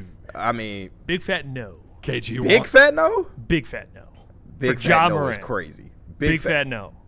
So you just think he ain't got it no more? No, he's got it, but I don't want the baggage. I don't want to have to worry about Ja Morant every time he's on my team. Nah, I understand, but we supposed to have this great Piston culture, right? You know, the Pistons won again. So I think that you bring a player like that in here, I think JB Bickerstaff can work with him. And offensively, that'd be a fucking godsend. You get a Ja Morant and kind of get him back to the level where he was.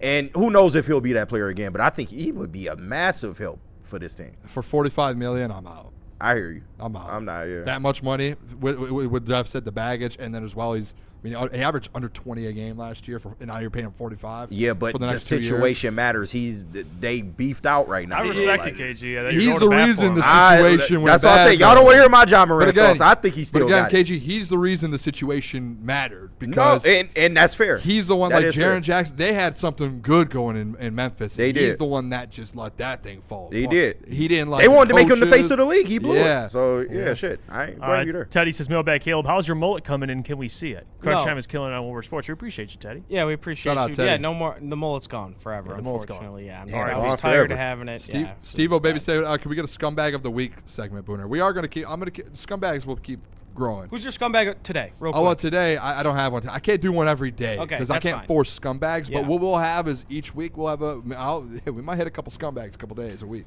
Yeah, why not? Scumbag of the day is it's going to be around. Let's do it. We appreciate you all, man. The support on today's show, of course, Brandon Deck coming in, Kool-Aid from Woodward Pistons hanging out with us as well. From the crew here at Crunch Time, Braylon Anson, 2 to 4, heavyweights 5 to 7. You got the second round tonight as well. We will catch you guys tomorrow on a Thursday. Jeff Iafrate, Booner, KG, Caleb Zarnick. Peace. Love you guys. The next generation of Detroit sports media is here. Crunch Time is back on Woodward Sports. Join Jeff Iafrate and Booner Monday through Friday, 11 a.m. to 1 p.m. Taking Detroit sports coverage to the next level with massive interviews, viral moments, and the best live reactions. Get ready, Detroit. The young guns are taking over. Crunch Time on Woodward Sports.